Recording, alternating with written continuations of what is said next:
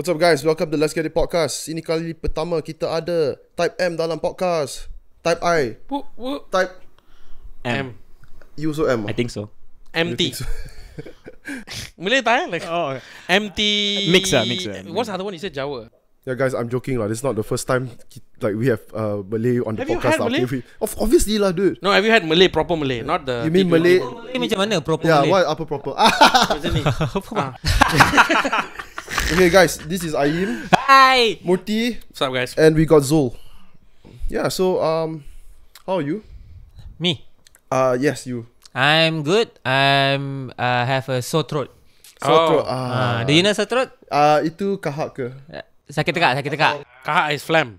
Kahak is phlegm. Yes. I think this is what we're going to do the whole day. We're just going to be translating between Yeah, bro, it's good bro. Kaha is phlegm. Cabai is chili. Batuk apa? What? Batuk. Cough. Bukan. Kaf tu anak lembu.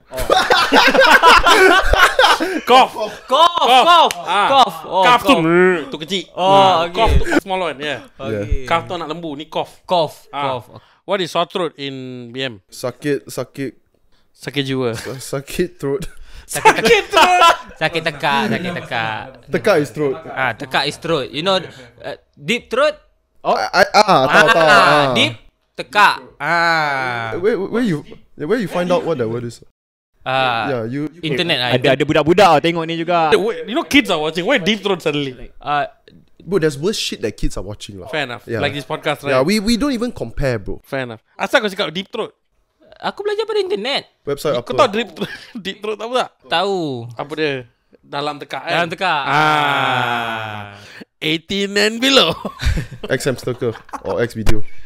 Yang mana? Semua tu bukan ada kat Twitter tapi 2 minit je.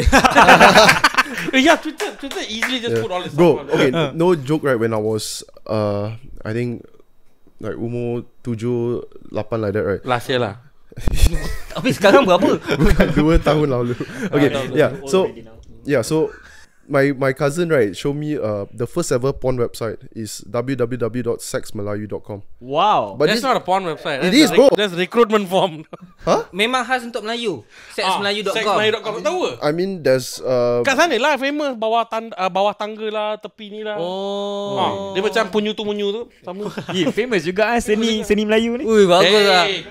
Karyawan Melayu ni. Bro, time ni kita kena bangga dengan anak Melayu. Yeah. Dia orang cakap Tanpa 3GP tak adanya benda-benda ni semua. Betul. Tanpa 3GP manakah 4K? Manakah 8K? Mana? Sekarang zaman orang layan porn virtual. Betul. Pernah try? Tak pernah. You pernah try Kita buat reality. Tak pernah try juga. Yeah, Tak pernah try no, but have like those shop that you can go and play on. Tak, apa yang cerita 7-8 tahun dulu tu?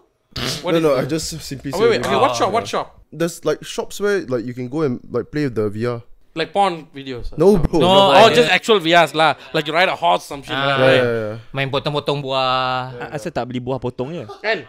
Main potong-potong buah. Main je lah. Main potong-potong Rumah buah. tak makan buah. Tak makan buah. Pergi virtual pakai. Tembikai. Bro, you know, I was just talking about this right with a psychologist last episode, right? We were. We were. No, that was the sound effect.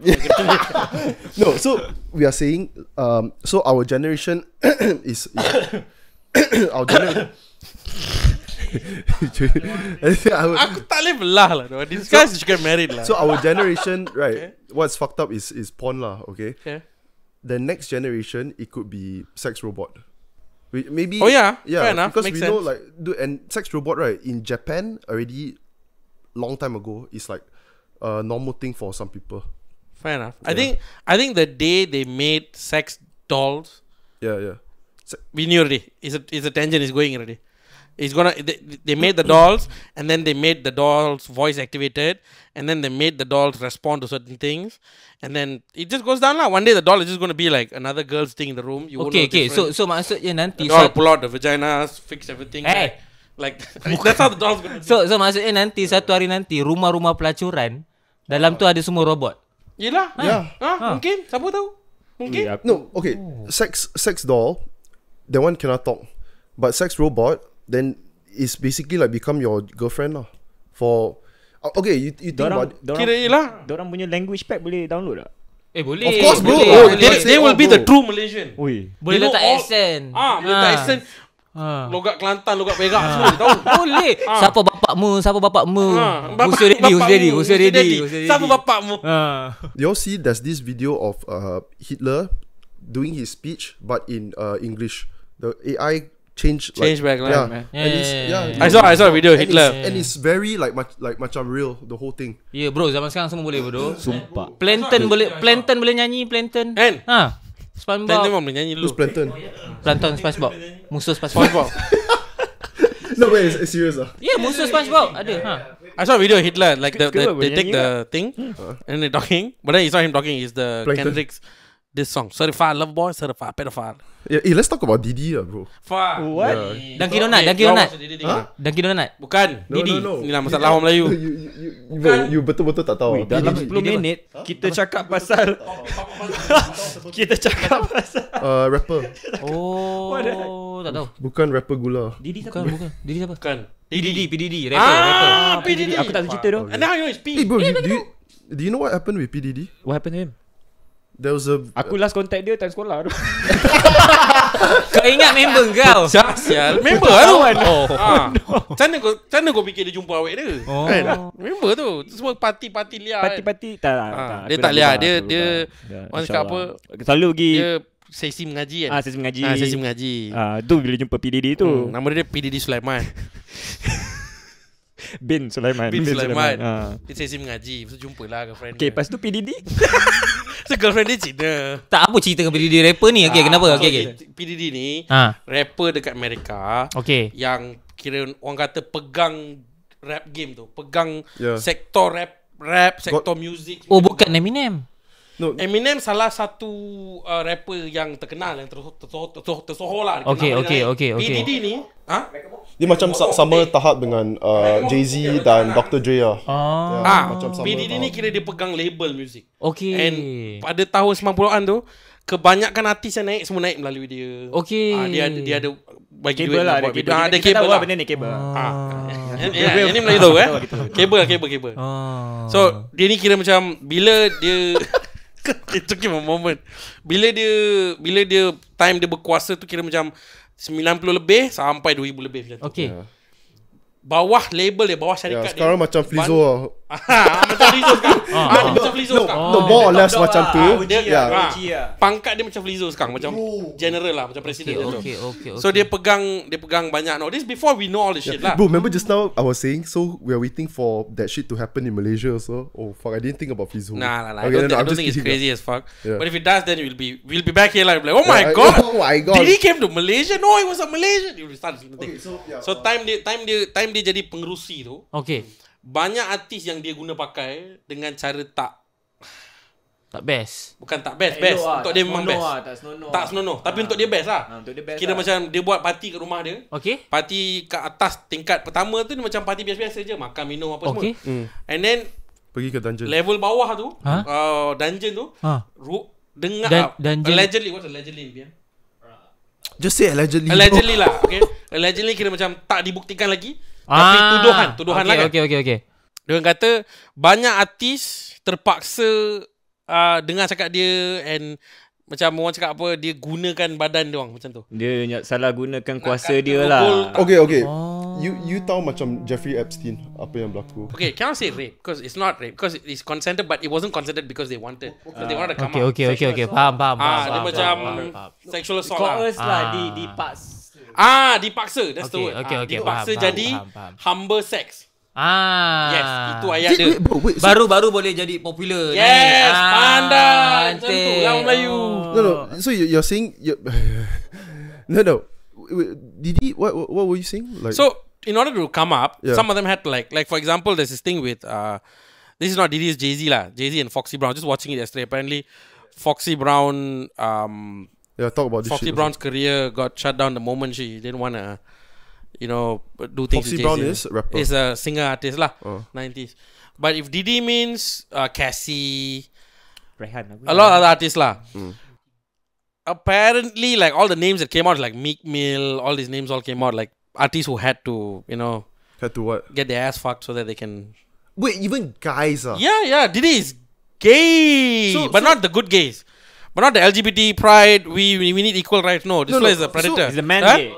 Yes, well, a closet gay, but he's a man, but he's a predator. I don't think that he's gay. I just think that this is like A power play. this is like It is. things that very powerful people do. I is, think it I is, think it like is. once you get to that level, right? Yeah. Like sexuality is no longer binary, you know? Like it's just whatever it is. That's what he's saying. It's like it's not it's about like- the sexuality anymore. it's like- Yeah. It's a power play in Power his head, play, right? it's All like- y'all don't matter. Yeah. I can put my dick wherever I want. Yeah, yeah. Y'all can't do jack shit. And every time y'all submit to my asking, I feel more powerful. That means Yeah. I can buy you off. I can Yeah, there was this one very famous quote, I can't remember from which show. It's like sex is not about sex unless it's sex.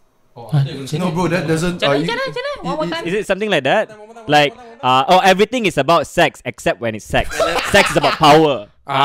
Everything is about sex Semua except benda yang sex. kita buat It's about- berkaitan dengan seks, Okay. kecuali seks tu sendiri. No, that makes sense, bro. Yeah. Seks tu Adalah berkenaan power. kuasa. Berkenaan Yeah. siapa lagi berkuasa. Kuasa and Betul ayat dia. status, Yeah. right? Dan Yeah, what? pangkat dalam society. Yeah, later when you cut the second one. That one is the better one. I mean, kan. Okay, so No, it's I think that's very true, bro. Yeah. You think about everything that we do, right? Like, okay, what industry? Like, let's say comedy, or you do music, or we're all trying to climb the ranks. We're all trying to get power, status, right? And what is it? It's like what he's trying to say. Just wait. What he's trying to say, he's relating it to everything's about sex. It's like, okay, I'm rich and powerful, so I can sleep with this person, that person. Yeah, I think that makes complete that's sense. the thing. But here's the thing, like you know the rich and powerful people yang memang mentality dia macam tu. They think like this. Like I'm rich, so I can sleep with who I choose. I don't think Diddy is that. Diddy is more of like it's just a power thing for him. I think it's just a flexing thing. He's just like a very demanded person in his head who feels like, if you want to come up through me, I will use you. I'll use every inch of your body. Like that's how it thinks. Because the stories that came out, if you watch like the tapes, Jaguar tapes, nothing all, half of it, very hard to believe, you know. Very hard to like, susah nak percaya benda tu bila orang cakap. Sebab dia macam, betul ke orang boleh pergi sampai tahap macam tu? Sampai ke sana dia boleh buat. Sampai macam tu dia boleh buat seseorang. Bro, so okay, there's this famous actor or comedian, right? Cat Williams? Sorry? What's the name? I can't remember lah, but he was on Joe Rogan podcast. I heard it on Joe Rogan podcast lah.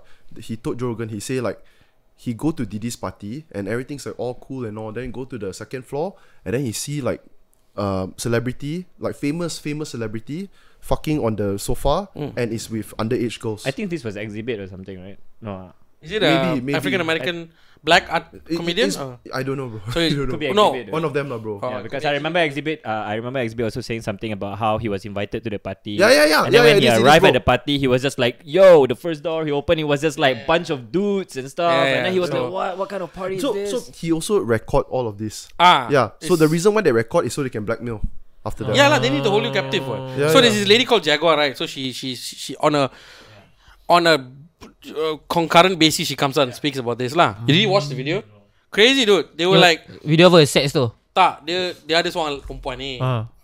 Perempuan ni dia punya kerja Sex. setiap bulan tu dia akan keluar, dia akan cerita pasal apa yang terjadi kat rumah Diddy dulu. Apa Diddy buat, kat siapa dia buat salah, apa terjadi dengan dia orang lepas tu apa semua. Macam Diddy record, lepas tu Diddy pegang video tu sebab nak blackmail dia orang kan. Nak bagi dia orang jangan cerita kat orang lain apa semua kan.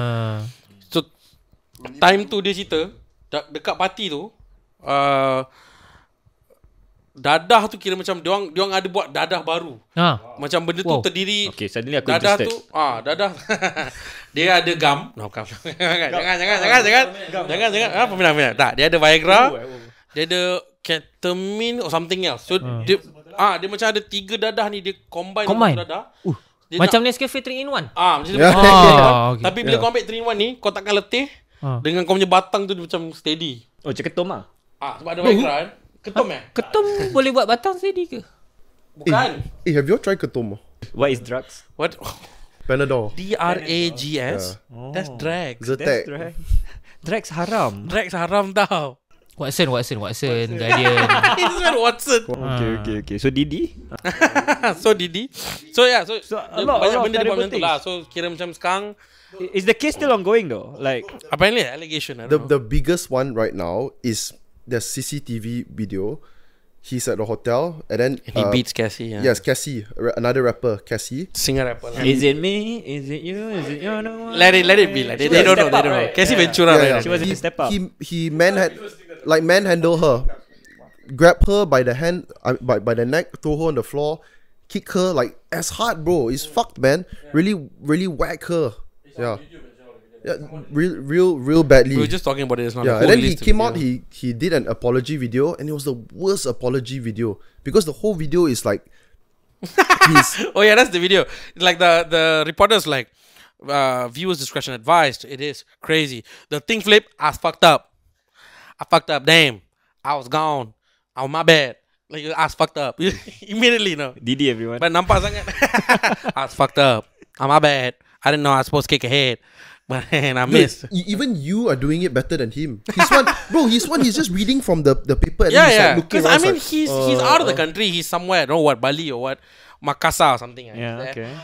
I don't think extradition is a thing. So he's just gonna stay there, lah. Like so many. So what do you think is gonna happen now Diddy? to him? Yeah. Diddy is Indonesian, lah. No, that's what happens, lah. I think I saw him in Bali the other day. Right. He praying, right? He pray love.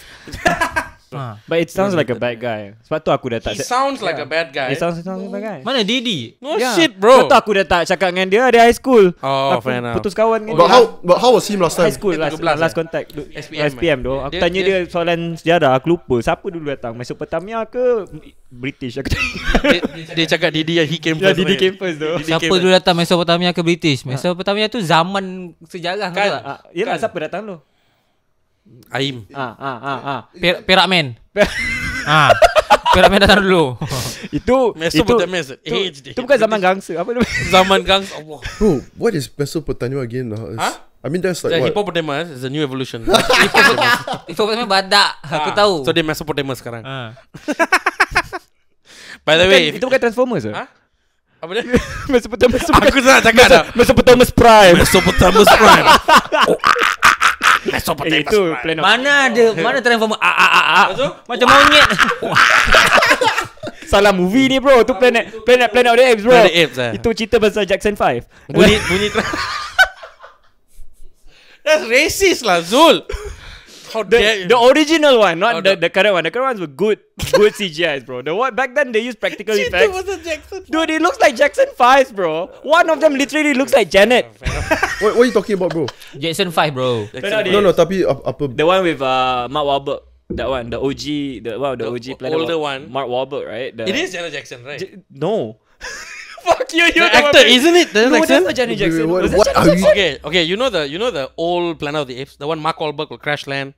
I actually didn't watch that shit lah. But How old are you, bro? it came out, but I fuck apes talking. Oh yeah. Dia tak suka apes. Yeah. Tapi dia suka grapes. Yeah, I do love grapes. Malaysia. Macam rhyme je. Aku macam Ada benda lain rhyme dengan ape, tapi aku happy kau tak pergi situ. ape, rape. Okay. This way, guys, this is Zul. Okay. He's a comedian, stand-up comedian. Yeah. He's also a recruiter. Hai. Recruiter. Maksudnya? Aku Dia buat recruit. I put people into Diddy's job. hands. Into the You give people job. I give people jobs Oh, and wow. I give companies people. Thank you. Okay. Yeah, this is Ayim. He's also a comedian. Yeah. Dia pun pelawak. Ah. Yang masuk I'm also mana a recruiter. You also recruiter. I recruit all the people don't have job. Oh. And then what you do with them? Lepak lah. Lepak. Makan-makan. Lepak makan. Jangan. So Prakash, Tak ada. Ayim, all Farid. Farid. Kita lepak lah. and gang lah tu. Asal kau tak lepak ni? I got job. Oh, kau job. hari ni baru aku tahu. I got no job. But duduk jauh. Aku duduk Belakong. Dia ni kau duduk Sentul lah. Tak, di India tak nak lepak. Kimek resis. Sial lah. Ni orang salah orang Melayu. Tak, kau duduk Sentul kan? Depend on who ask. Perempuan ke lelaki? Perempuan. Perempuan Mount Kiara. Lagi? Segambut dalam. Tempat sama je sebenarnya. Bro, but I thought Publica. Tapi ya dekat. Segambut 5 dalam minit. lah. 5 minit ke Publica. 5 okay, minit. okay. 5 minit. Segambut It's the je. same Dia place. macam bangsa South dengan Kelinci lah. Dia macam tu lah. Lebih kurang. macam Bantaran Bangsa South ada annex lah. macam Kelang dengan Banting. Kelang. Sama kan? Ya, tapi bas selalu Kelang Banting. Tu masalahnya dia pergi Banting lepas tu pergi Kelang. Oh, macam tu. Aduh, bahayalah dia ni. Cakap lah Kelang dulu baru Banting. Kelang dulu baru Banting. Kelang Banting. Kau pergi Kelang selalu lah? Apa dia? Kau selalu pergi Kelang lah? Why the question? Tahu lah, Rindu membership ke apa. Aku tak tahu dah. Ini memang siapa sial? Oh, sebab aku India Tak, tapi memang lately keluar banyak news kan. Kelang itu, kelang ini, kelang itu. Memang What Klang, bro? Klang is it? Yeah, sorry, clang, yeah. Oh, you're called Klang ah? Klang ah. Kau cakap apa, clang ah? Yeah, Klang bro. Oh, I didn't know Klang is English. Dia cakap apa tadi? Dia cakap, he said, because got news like clang. No kan kadang-kadang keluar news yang kadang-kadang ada rompakan lah, ada itulah, ada inilah. So adakah betul clang tu seteruk itu ataupun benda ni di propaganda kan? Dia nak kata Dia sebab itu saja kita boleh guna perkataan K tanpa jebut perkataan K tau. Dia lebih dekat-dekat. It's the closest to the K word. nak kata dari segi news kan. Tempat lain pun jadi. Cuma kalau Kelang, ni Kelang. Ni kan penuh dengan India. Mesti macam ni. Dia sama macam Kelantan lah. Yes. Wait, you grew up here in KL, is it? Yeah. Okay, yeah. So what people say about Kelantan, like yang betul-betul dibesarkan di sana, right? Actually, the racial tension is very minimal. In Kelantan? Yeah, in Kelantan. Yeah, like the stereotype all is like the opposite. So basically, the Chinese, Malay, all right, they are very ngam because they speak same language. Yeah, it's true, right? Yeah. Dude, I've been there, dude. Culture shock. I went to a place called Kubang Korean. Yeah. Culture shock, dude. Yeah. They're so nice. Everything is cool, calm, no problem. So where does stereotype come from? So I used to in my time there used to be like a CC cafe. The guy who took care of CC is from Kelantan. Yeah, Abang Lan. So Malay dude, is it? What? Malay dude, of course lah. Abang Lan. Abang Lan. Laneshwaran lah. No lah. Malay guy, Abang Lan. So we lepak at night with him and he'll tell a story. He'll say like the main reason kenapa orang selalu pandang orang Kelantan serong apa ke is because it's not because orang Kelantan dekat sana. It's because the Kelantan people who come down to KL become culture shock. Yeah. And then they become like vile or what. Yeah. Oh, sorry. No, so like he's saying in English also. I don't understand. You know, orang Kelantanese people who are in Kelantan, actually they're damn cool. Even the guy Abang Lan, who came here in the beginning, he came to study. He said he culture shock, and then he started being like very racial with his mentality. He started like dividing and looking at things, that kind of thing. But it's basically because of his influenced by KL people. When he came here, apparently he said he got influenced by the culture here. Yeah. He says like to be honest, there's more hate in KL. Of course. I mean, to than be in fair, Kelantan. Because in Kelantan, that's not a conversation. So you went to Kelantan what holiday is it or just visit? No, I went with a friend because I needed to go help him pick up his car from there. His dad took his car there. So we went there for the night. Esok pagi ambil kereta bawa balik. Like that. But we ended up staying until the night and drove. So you need like a few days lah there. Literally we spent 2 days. You? Ada pergi Kelantan? Ada. Kampung sana kan? Mana? Pasir Mas kan? What's wrong? Apa masalah? Tak ada masalah. Jangan frame aku lah. No, so you No, my there is my saudara from Kelantan. Ada kat situ. Kau bukan orang Kelantan? Mak aku Johor. Mak aku Pahang. Mak kau Pahang. Bapak aku Johor. Kau Kelantan. Aku Kelantan. Tapi ada saudara dekat Kelantan. Oh, so Ayim bukan orang Kelantan? Bukan. Tapi ada you thought he's from Kelantan? ada darah Kelantan. I'm pretty sure everybody in the comedy scene thinks he's from Kelantan. Tak. What the fuck? No, Tak. but dia punya accent is not like Kelantan. Right? No, that's the thing. Kelantan people who come here, they don't have an accent. But when they meet a Kelantan person, Oh, okay. Macam mana kita tanya orang Kelantan? Tanya orang Kelantan. Macam mana orang Kelantan? Aku bukan Kelantan. Kau Bapak aku Kelantan? Kelantan. Mak kau Kelantan? Bapak aku Tolong balik Kelantan. panggil mak you are more Kelantan than him.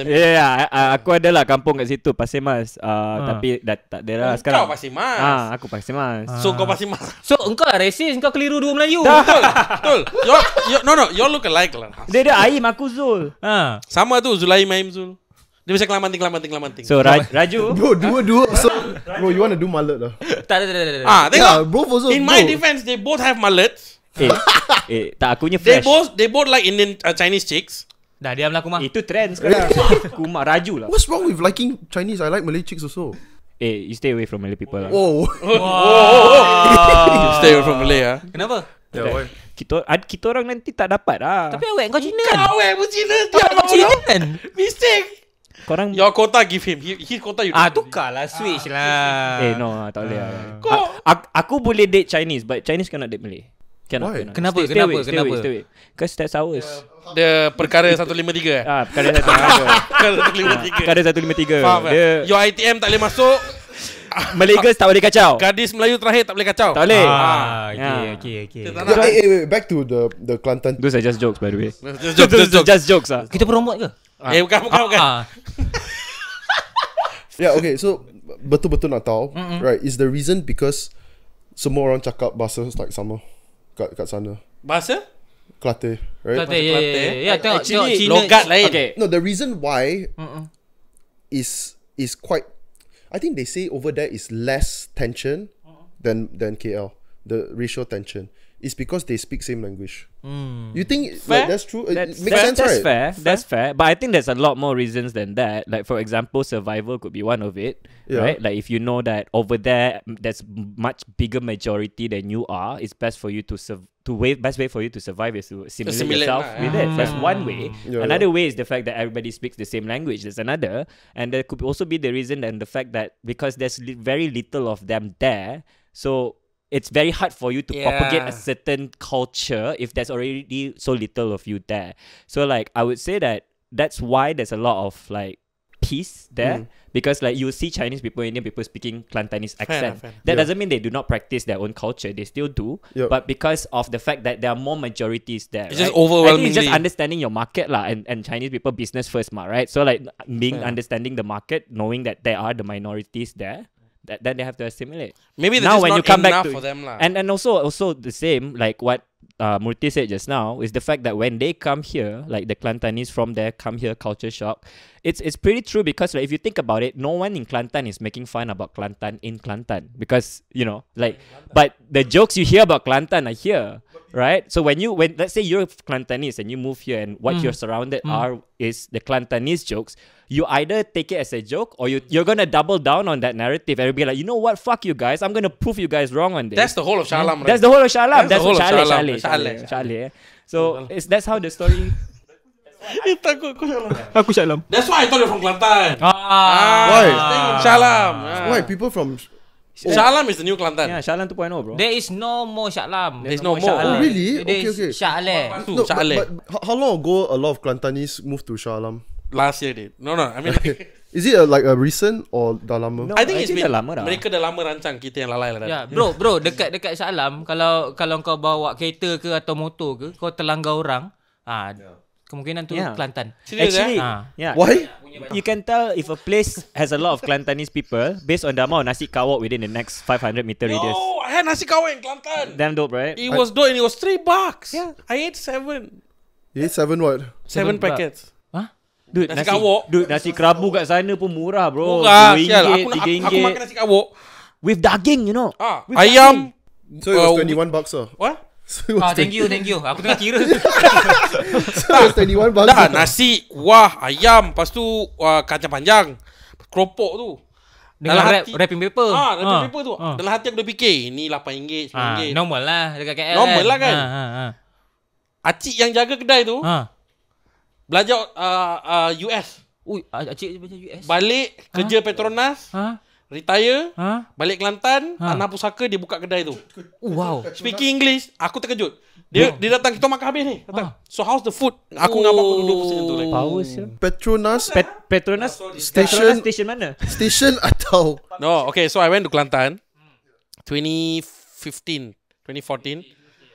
So we stayed overnight. Next morning woke up, went to the Balarong Seni, see people silat, lari silat, everything all. you say Bruce Silat? Balarong Seni or something. Watch people do silat and all that. Oh, okay.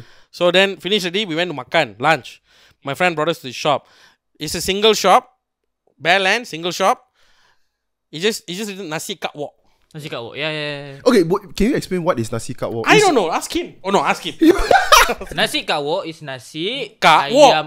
Kat wok tak jual. Ayam Kat wok rempah tak jual. cincang. Ayam And then ada gulai. Ada gulai. And then sambal What belacan. is gulai? Gulai What is is the gulai? gravy. Kari. The Dia macam kurma kan? I wouldn't say it's curry, but it's gulai. Dia macam masak lemak. It's like- It's just with santan. It's not curry, but it's close to curry. Ini pun ada It's gravy. perdebatan juga kari dengan Ada gulai. curry dengan gulai. Ada juga perdebatan. Gulai is actually macam gulai ikan, gulai kawah apa semua. That one. Ya. Kari tu kan. But actually yang macam yang apa tu yang macam nasi kat wok ni, Ah. nak kata tu gulai pun tak boleh kan. Aku panggil gulai. Dia macam lemak kan. Because like santan is heavy in that. Right. Whatever it is very santan. like because the santan flavor. Okay, macam ni. Kalau korang yang tengah tengok ni tahu apa perbezaan kari dan gulai, korang Report Insta Ayim. bukan komen kat bawah. Kau tak pasal-pasal ni kari India, gulai Melayu. Tak ada. Kita Malaysia semua boleh makan. Yang tak boleh makan Intellectual answers only, Yes, intellectual answers. So aku sapiosexual. Based on my humble view. No, so I ate the thing. Yeah, yeah. Okay. So the guy ordered. We thought the flag Kelantan, what? One time So, I ate 10 nasi lemak. anyways, No, I swear. you know, I swear. good. You should check your heart. Yeah, Check your heart, bro. that's pre-diabetic already. Yeah. Anyways, No, I was quite young, so there's no worries that time. fair enough. It was yesterday. Also yesterday, lah. It was just yesterday. Just now one. Wait. Is that funny? No, just now we had the same joke. This one he Is that funny? Ah. Is that funny? Tadi dah kena tau. Is that Tadi dah funny? kena. Kau bayangkan dia dekat comedy show Ah, kan? is that funny Is ah? that funny Dah. ah? Wah. Show and balik. Okay, continue. Yeah, okay, So then I go. Yeah. Me and brother's like, you gonna order lah. You know the language, what? He goes, orders, comes Wait, how back. come your brother know the language? No, we told my friend. Oh, Me and brother okay. told my friend. Okay. My friend's name is Bob. No, okay, bro. But like, let's say you just talk normal BM. Also, they understand. Right? They understand, but when they speak back, I won't understand. Yes. Oh, okay. Yeah. Like Bahasa Indo. Yeah, it's one. So it's basically that. So it's one thing for you to speak in a different dialect, Yeah. but it's another thing for you to speak it fast. So you're like, No, it's true, bro. I know abe, Yeah. Yeah, no, and their dialect Kau, is so. make. Can you understand Indo? It's hard, right, for you. Now to I can understand. What Indo? Yeah, you Indo boleh can. faham. I can. But Indo is easy to understand. yeah, but berapa peratus? Maybe 80. Yeah, because like I grew up listening to a lot of Indonesian Jiwang songs. So No, let's say Vishro's this guy. Vishro's sitting over here. He's never listened Vishwas to here, any by the way, Indo. guys. Vishwas behind the Vishwas here. camera. Hey guys, try not to talk over. I know I also do it a lot, but just try not to talk over each other. Okay. It's quite. You go first. Vishwas here, guys. Okay, Vishro's here. Vishro's Let's say back. Vishro's don't talk over people. Can we laugh over people or not? Can. We Okay. can laugh about people also. Oh, Okay. is that funny? Are you making fun of me? Okay, wait, pause. If Vishro listens to an Indonesian person speak, he'll understand most of it. Why? But because it's more closer to the original BM. But if he listens to a Kelantan person speak, Yeah. Mm. Bro, there's one time I saw this short video on YouTube, right? Avengers. Have you all seen before? The Malaysian Avengers. There's so many. Khairi Jamaluddin, Nurul Izzah, Rafizi Ramli, who else? Who else?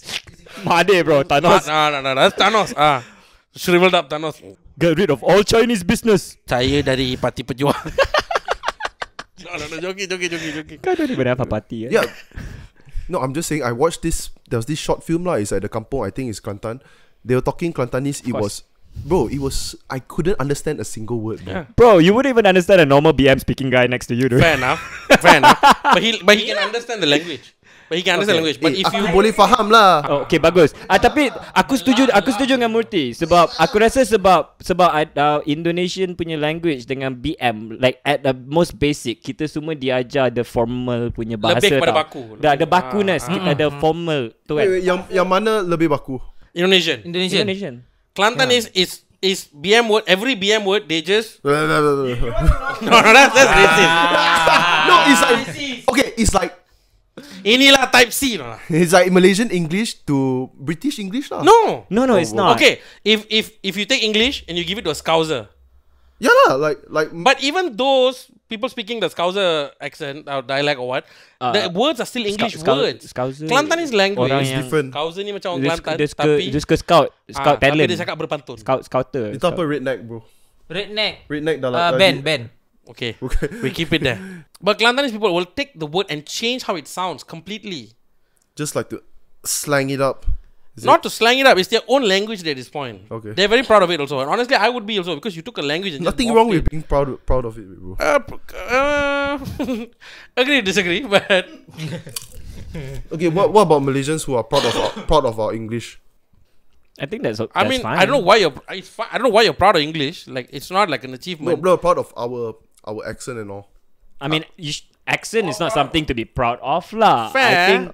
I think in terms of proficiency and accents are two different things. I think like for example, for me right now, I would argue that I can speak in a certain manner, tapi my grammar sucks, bro. Like Yeah. sometimes ada S, sometimes tak ada S. Aku just singular Kan, plural. cakap Apa tu sangat sial? kan. Bro, it's- But yeah, but accent doesn't mean you're good at a certain language. Okay, guys, before I forget, okay, I always forget to do this, but yeah, guys, if you've listened to this, like, listen to more than one episode so far, if you like this podcast and you actually laugh and you enjoyed our company, hit the like button, hit the subscribe button, leave your thoughts in the comments, suggestions who you want to see on future podcasts, which guests, topics that we should cover and all. And yeah, let's continue the podcast. Enjoy.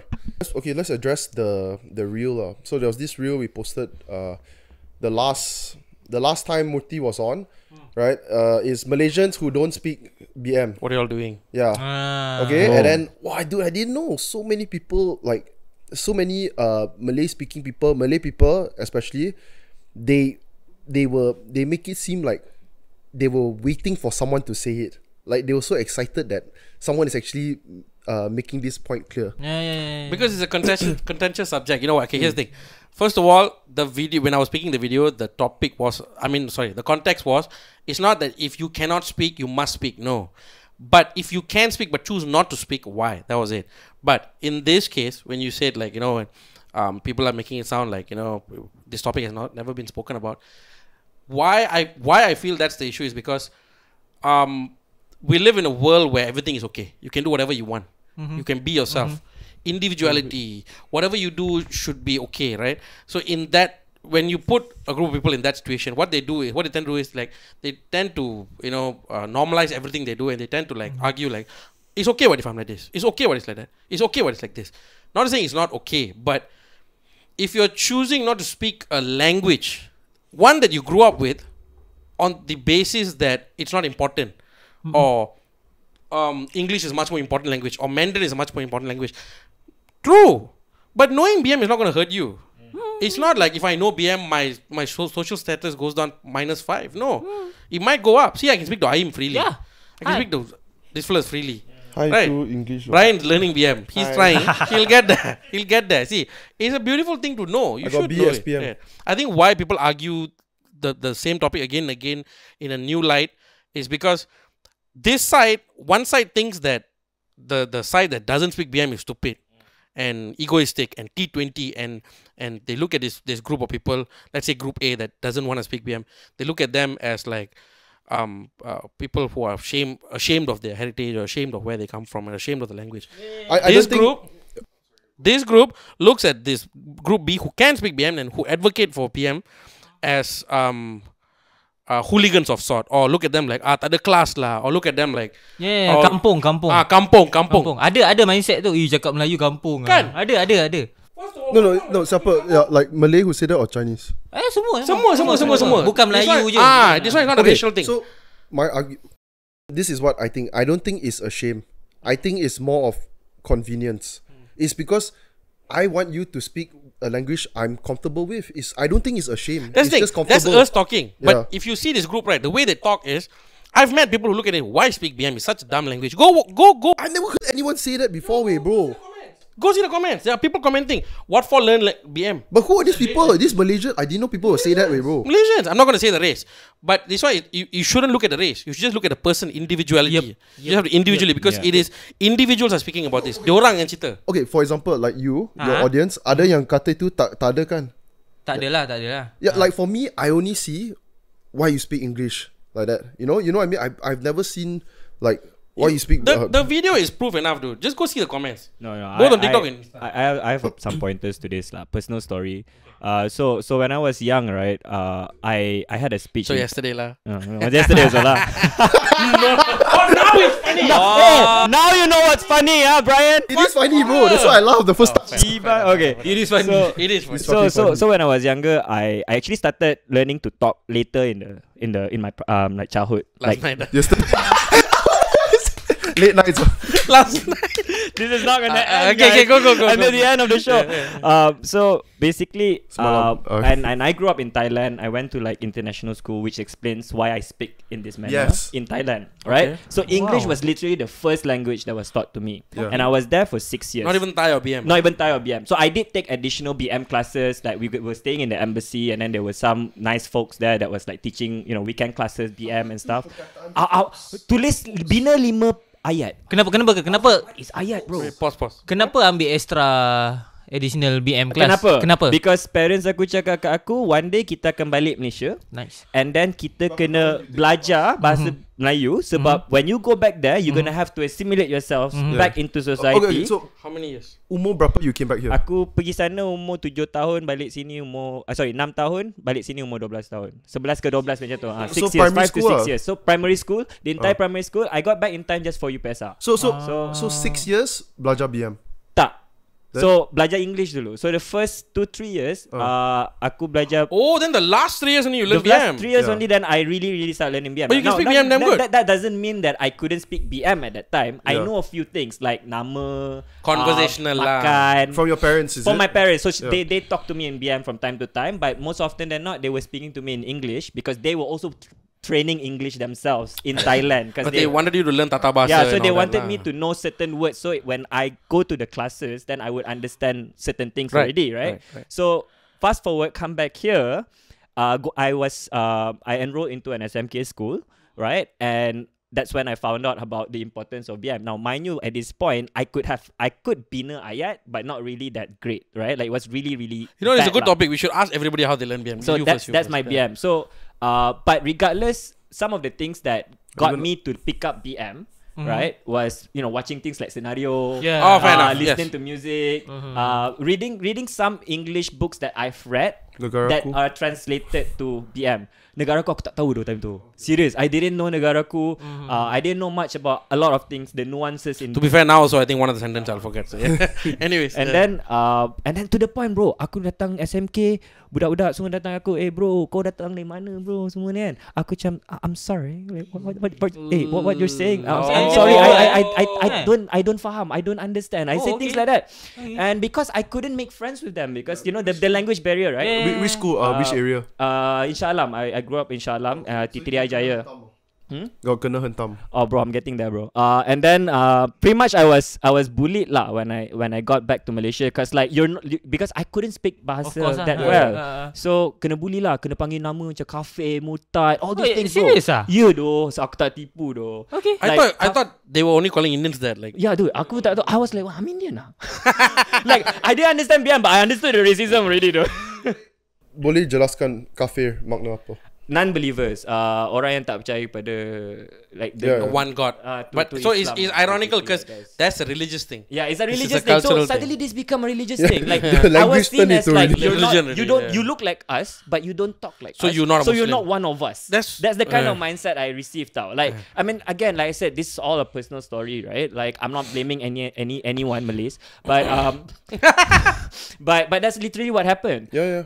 And then over time, my parents just like, okay, sending you to tuition classes, like In Malaysia. in Malaysia, Oh, sending yeah. me to To learn extra BM lah. classes to learn BM. Like, and I get the privilege that I came from this. Like, my parents were able to send me to these classes, and I Yeah. understand that maybe in some situations people are really not financially able. They can't have access to tuitions. I get that, but I was privileged enough to be sent to extra classes and stuff. And then my parents also cared enough about that part of my growth. Which is So important. they switched from talking to me in English. They know already I kind of understand it. Yeah. So they switched to talking to me in BM. I think that's the So- most important, bro. Yeah. Like, Kudos to your parents. yeah. Like everyday converse in that language. That's the best way to learn it. Yeah, that's true. How Ayim, kau belajar bahasa Melayu macam mana?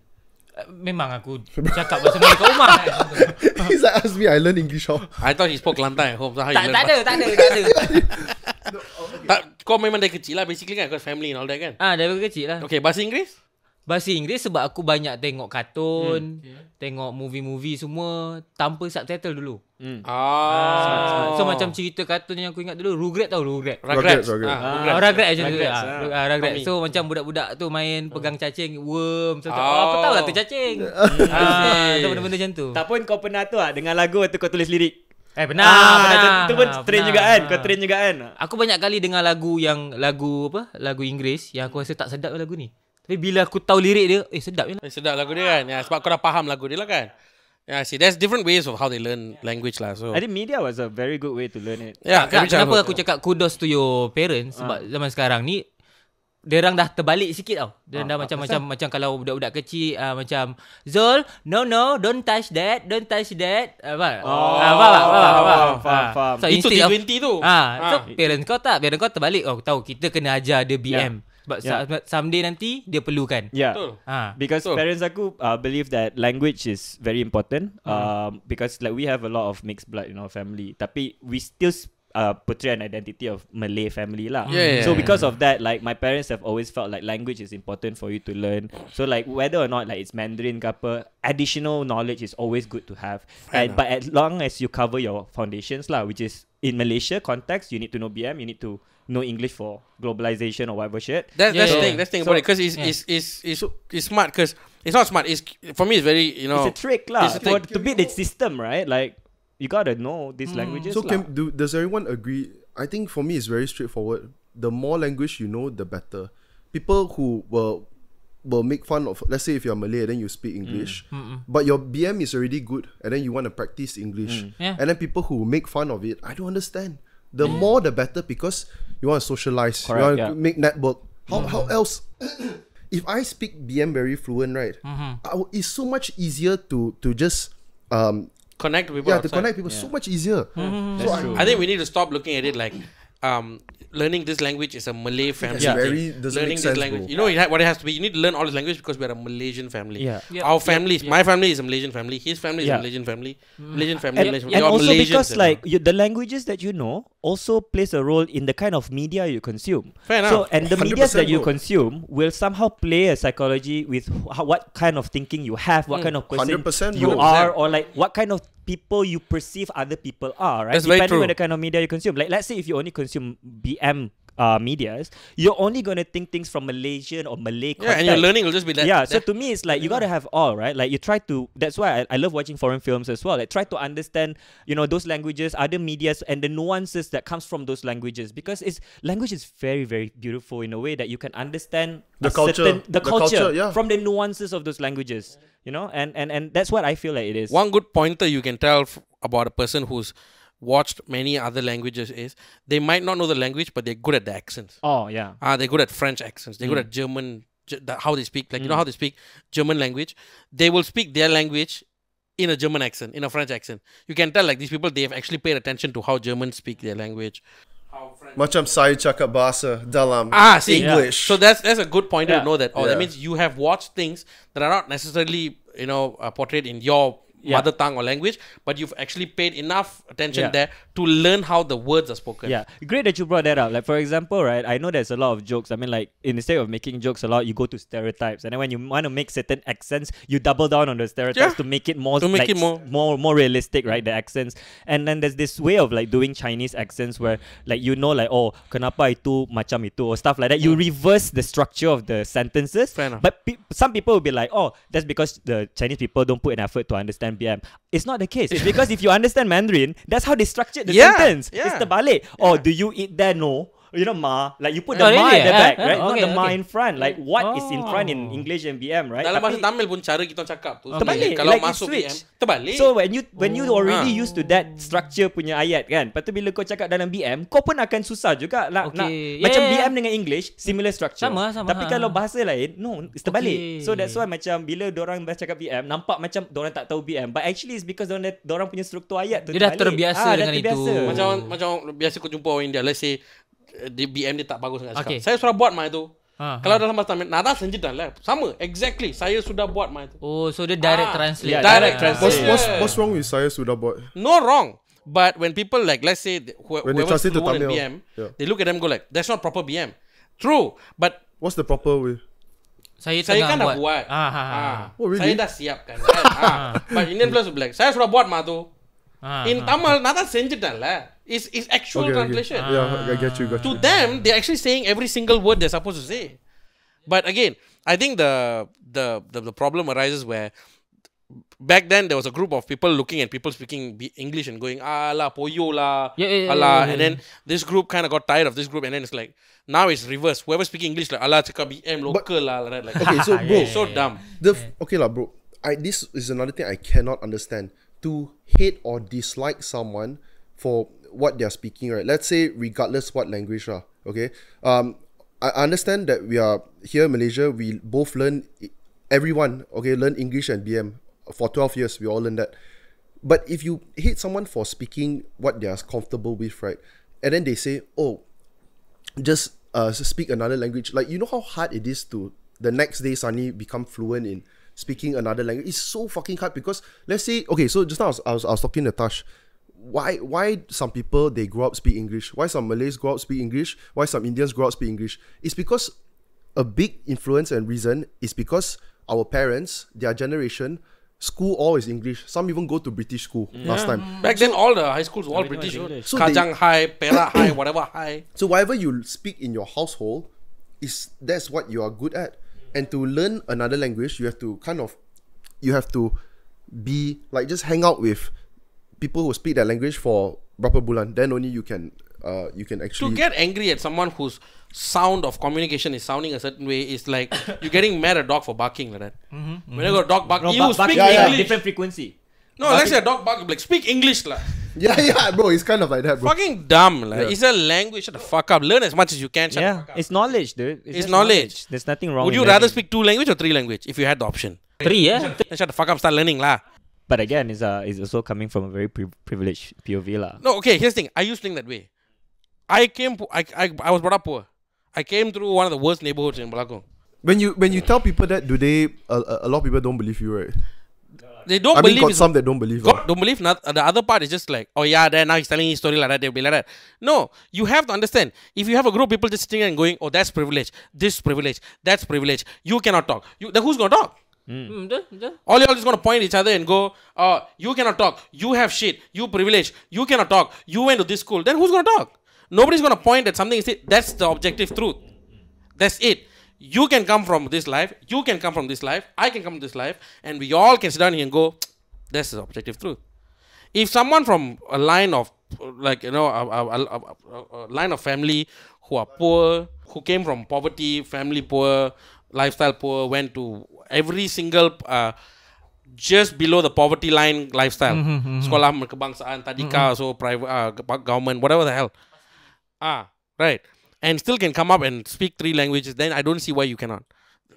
Unless you go to, like him, went to private school, or you studied somewhere, or you weren't in Malaysia, or your family is just so closed, so just cut off from real life.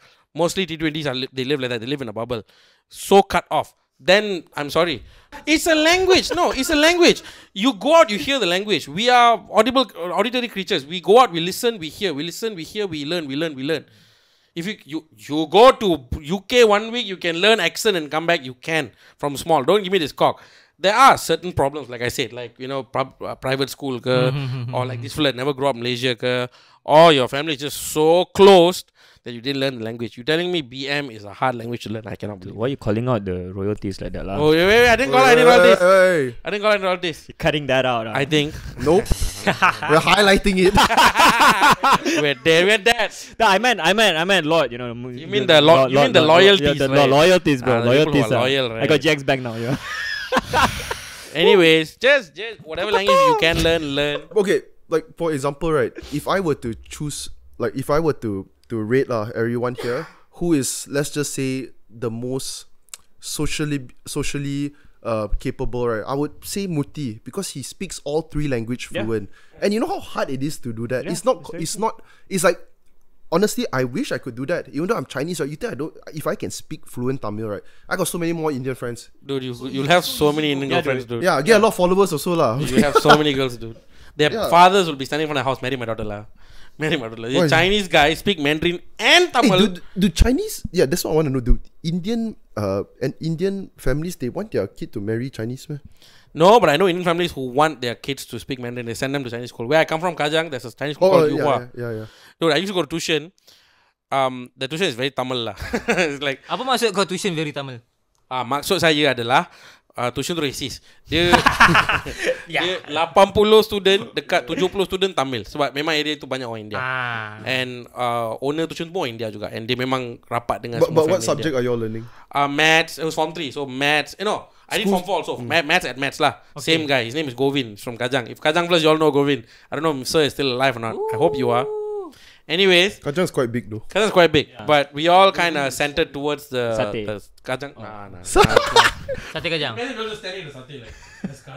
Like, let's say 80 people, 70 are from Indians. Okay. Half of them will be from like Mandarin, from Chinese school. Okay. A lot, dude. A lot. Like 20-30 people will be from Chinese school. Like, it's crazy. And if it's not Chinese school, they will learn Mandarin somewhere, or they will be interested to learn Mandarin. Like, it's a thing. So these people, non-Chinese people that go to Chinese school, right? I heard lah. I mean, when I say I heard, I read in the comments. Some people say it's because they don't have the opportunity to masuk like a normal school. Like, Wait, come again. What's the question again? Non-Chinese that go to Chinese school, I saw in the comments is they say that it's not that they want to. It's because their school, like the Kebangsaan school, not enough people. Too many people, full or something. Okay. Like that. Is that the case? Like, or do they purposely send their child to? Doesn't matter. You know what that proves? That proves vernacular schools still play a big role. Oh, vernacular school. Yeah. Okay, let's talk about that shit. Yeah, it still plays a big role then. If you are saying that sekolah kebangsaan are filled to the brim to the point that students have to opt to go to Chinese school or Tamil school, then vernacular schools still play a big role. And you know, they're still relevant because their syllabus is still under Kementerian Pelajaran, the same. It's not like a Chinese body or an Indian body is making the syllabus. We're talking about Chinese school, is it? Chinese school, let's say Chinese school. It's not like a separate Chinese school. God, some of them, they say like, there's this Chinese syllabus. Yeah. What's it called? CRC or something. Ching Chong. No, that's racist. Dude. No, okay. I can't believe it. Chinese guy saying it like. Chinese school, do they learn Malay? Of course, right? Okay, so. Yeah. I really don't know it. You know why? Because I read about this. So apparently, vernacular schools had to resort to teaching in Malay because they wanted to get the government aid.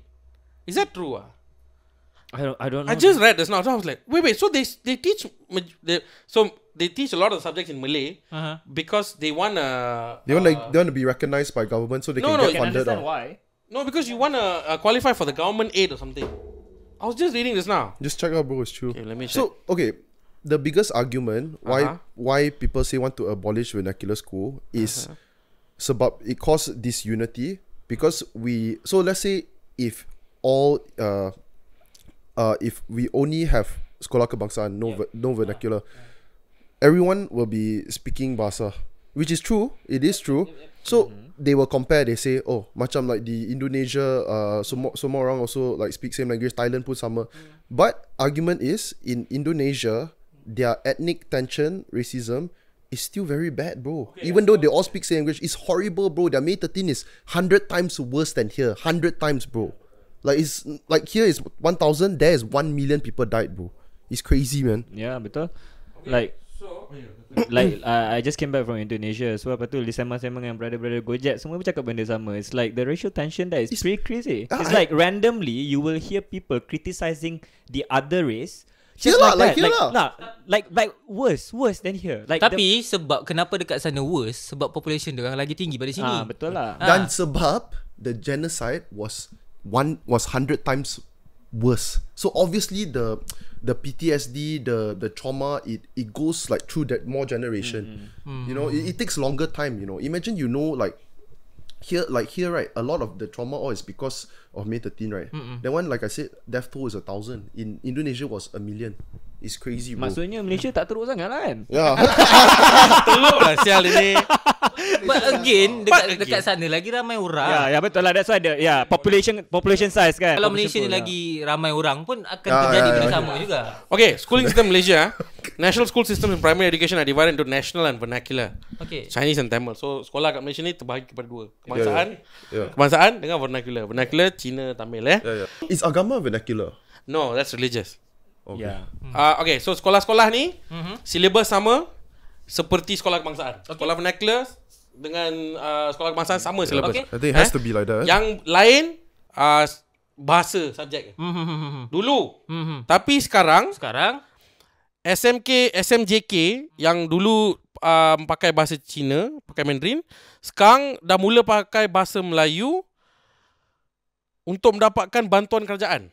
Wait, when was this? There, Channel News Asia. Sure, the So there's an article. There's an article right here. I'll give it to you. No, I mean, when is this news recent? Terkini. Wait, let me go see. Selalu dekat bawah-bawah dia. 21st April 2024. Okay. Oh. Yeah, because bulan lepas ya. bulan lepas. So kira dari Januari hari tu dah mula dah banyak cerita kan. Vernacular macam ni lah. So kebanyakan outlet macam ni, newspaper macam ni, online, diorang dah mula cerita pasal benda ni. Diorang dah mula tulis apa artikel apa semua kan. Yang aku baca itu ni yang tak berubah. Okay. Chinese high school yang di No one goes to Chinese high school. Independent Chinese high school. exactly. So dia orang punya syllabus lain. Dia punya syllabus unified Yeah. examination certificate So UEC. jadi isu dia sekarang terhadap vernacular atau terhadap yang Ini masalahnya. Dia orang conflict. Okay. Dia orang tak tahu mana nak attack. So dia main attack je. Kebanyakan ada. Actually baru hari ni aku dapat tahu that there's a difference between vernacular and independent school. So I spoke to one of my Malay friends. So this guy has kids already. So the way he was talking about it, he said like, you look at comments, you look at people comment online, you cannot take it at 100% value. You must take it with a pinch of salt because these people, they hide behind a profile and they say what comes to their mind based on prejudice and anger first. Based on what someone told them also lah. Or Or they look at something, they don't go and see the logic behind it. Given we all sitting here, we all would have done the mistake as a kid or along the way, but we all have to be better, right? Touch did more than us lah. Exactly. Do you say touch dick? Touch. Huh? Say touch dick. I seen his leg lah. Same thing. Fuck off, Azul.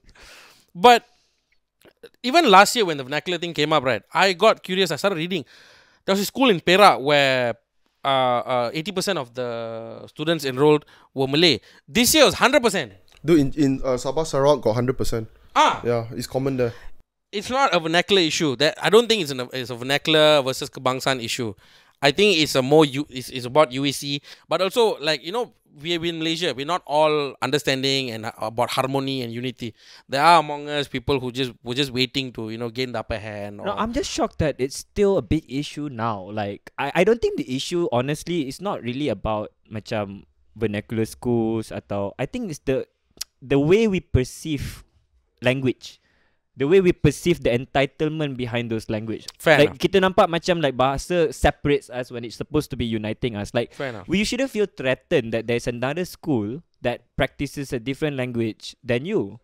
Like it's just like right now we're talking about vernacular schools. They're teaching the same things. Like you said, it's from the same syllabus. It's just that an added extra language.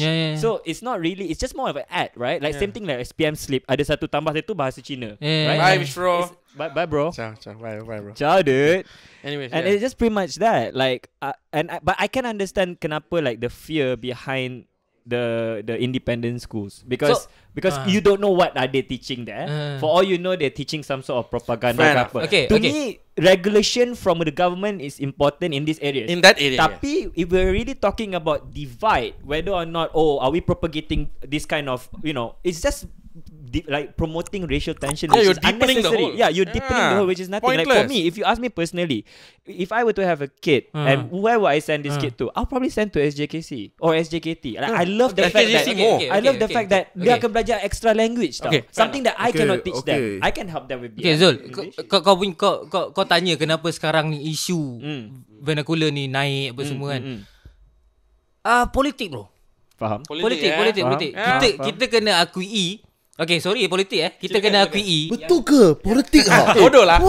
Sekarang ni kita ada satu kerajaan yang supportnya berbilang bangsa. Betul. Berbilang bangsa. Yes. Dan sangat-sangat kukuh.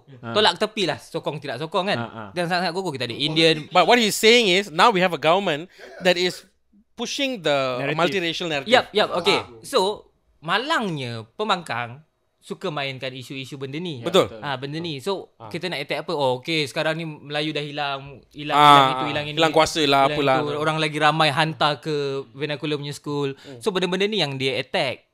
Ni permainan atas. Yang bawah ni tak tahu apa. So betul lah. Sokong. Tapi dia lupa naratif dulu tau. Naratif dulu bila orang India ke orang Cina tanya pasal kenapa kita tak dapat sokongan pula. Tak dapat treatment, same level treatment. Kebanyakan akan cerita naratif akan cakap India masih rela cakap bahasa Tamil dari bahasa Melayu. Cina masih taat kepada Cina ke apa ke. Tapi kalau kita tengok rakyat Malaysia sekarang, kebanyakan bahasa Melayu on. Boleh bercakap bahasa Melayu. So, rasanya tak salah kot kalau orang Melayu belajar bahasa Cina. Betul. Kita nak berbilang kaum, betul. Tak salah, kita tak salah. Kita nak harmoni. Harmoni lah. Bahasa je pun. Kata nak awet amoy. Kata nak senang. 我是 Zul bro, 我不是 Oi, come on. Babi hancur saya podcast ni. Bodoh lah. Dari benda fakta terus masuk air. Bro, everyone like Amoy lah. Even white guys also. Oh, It's good for tourism. It's good for tourism. Bodoh. Dia sebenarnya ada pihak tertentu je yang cuba mainkan isu ni Ya, berkali-kali. ya, betul. Lepas tu orang kita kebanyakan tak suka membaca. Betul. Tak suka mendengar bila orang cakap logik, terlalu ikutkan perasaan. Betul. Sebelum fikir logik. So bila dengar Melayu hilang tanah, India hilang macam ni, dia mula mana boleh. Tak, dia macam ni dia punya analogi bagi aku kan. Orang yang selalu gaduh pasal bahasa ni, kau bayangkan kalau kita semua layan Spiderman kan. Kita semua layan Spiderman. Kita semua minat Spiderman. Lepas tu kita semua minat Batman juga. Kita pun minat Iron Man. Tapi seorang ni cuma minat Spiderman dengan Batman. So bila kita datang lepak kan, kita selalu sembang pasal Spiderman. Lepas tu kita sembang pasal Batman. Lepas tu bila kita sembang pasal Iron Man, dia tak puas hati. Weh, apa kau sembang pasal Iron Man? Aku tak minat Iron Man. Dia rasa macam tu tau bagi aku. Like kau yang tak nak tengok, salah kita orang pula yang tahu. Padahal semua orang tahu Batman yang paling kuat kan. Mana boleh. Kau tahu kan? Peter Parker hilang mak bapak dan juga pak cik. Sama lah Batman pun. Bapak je. Dia ada Alfred. Dia hilang Alfred tu. Alfred mati tu. Alfred hidup balik tu. Dah dapat six pack tu. Berapa kejap mati kejap hidup, aku tak faham lah DC Comics. Anyways, dia okay. What is the arguments that you all hear? The only one that I can remember is, it caused disunity vernacular school because and I think I understand what they mean because kalau semua cakap bahasa, then it's easier to connect. fair. Yeah. So what other argument you've heard? Mostly around that lah. Apa lagi? Yeah. Argument yang kau dengar, apa lagi macam dari kawan or like isu yang comment orang or cakap whatever.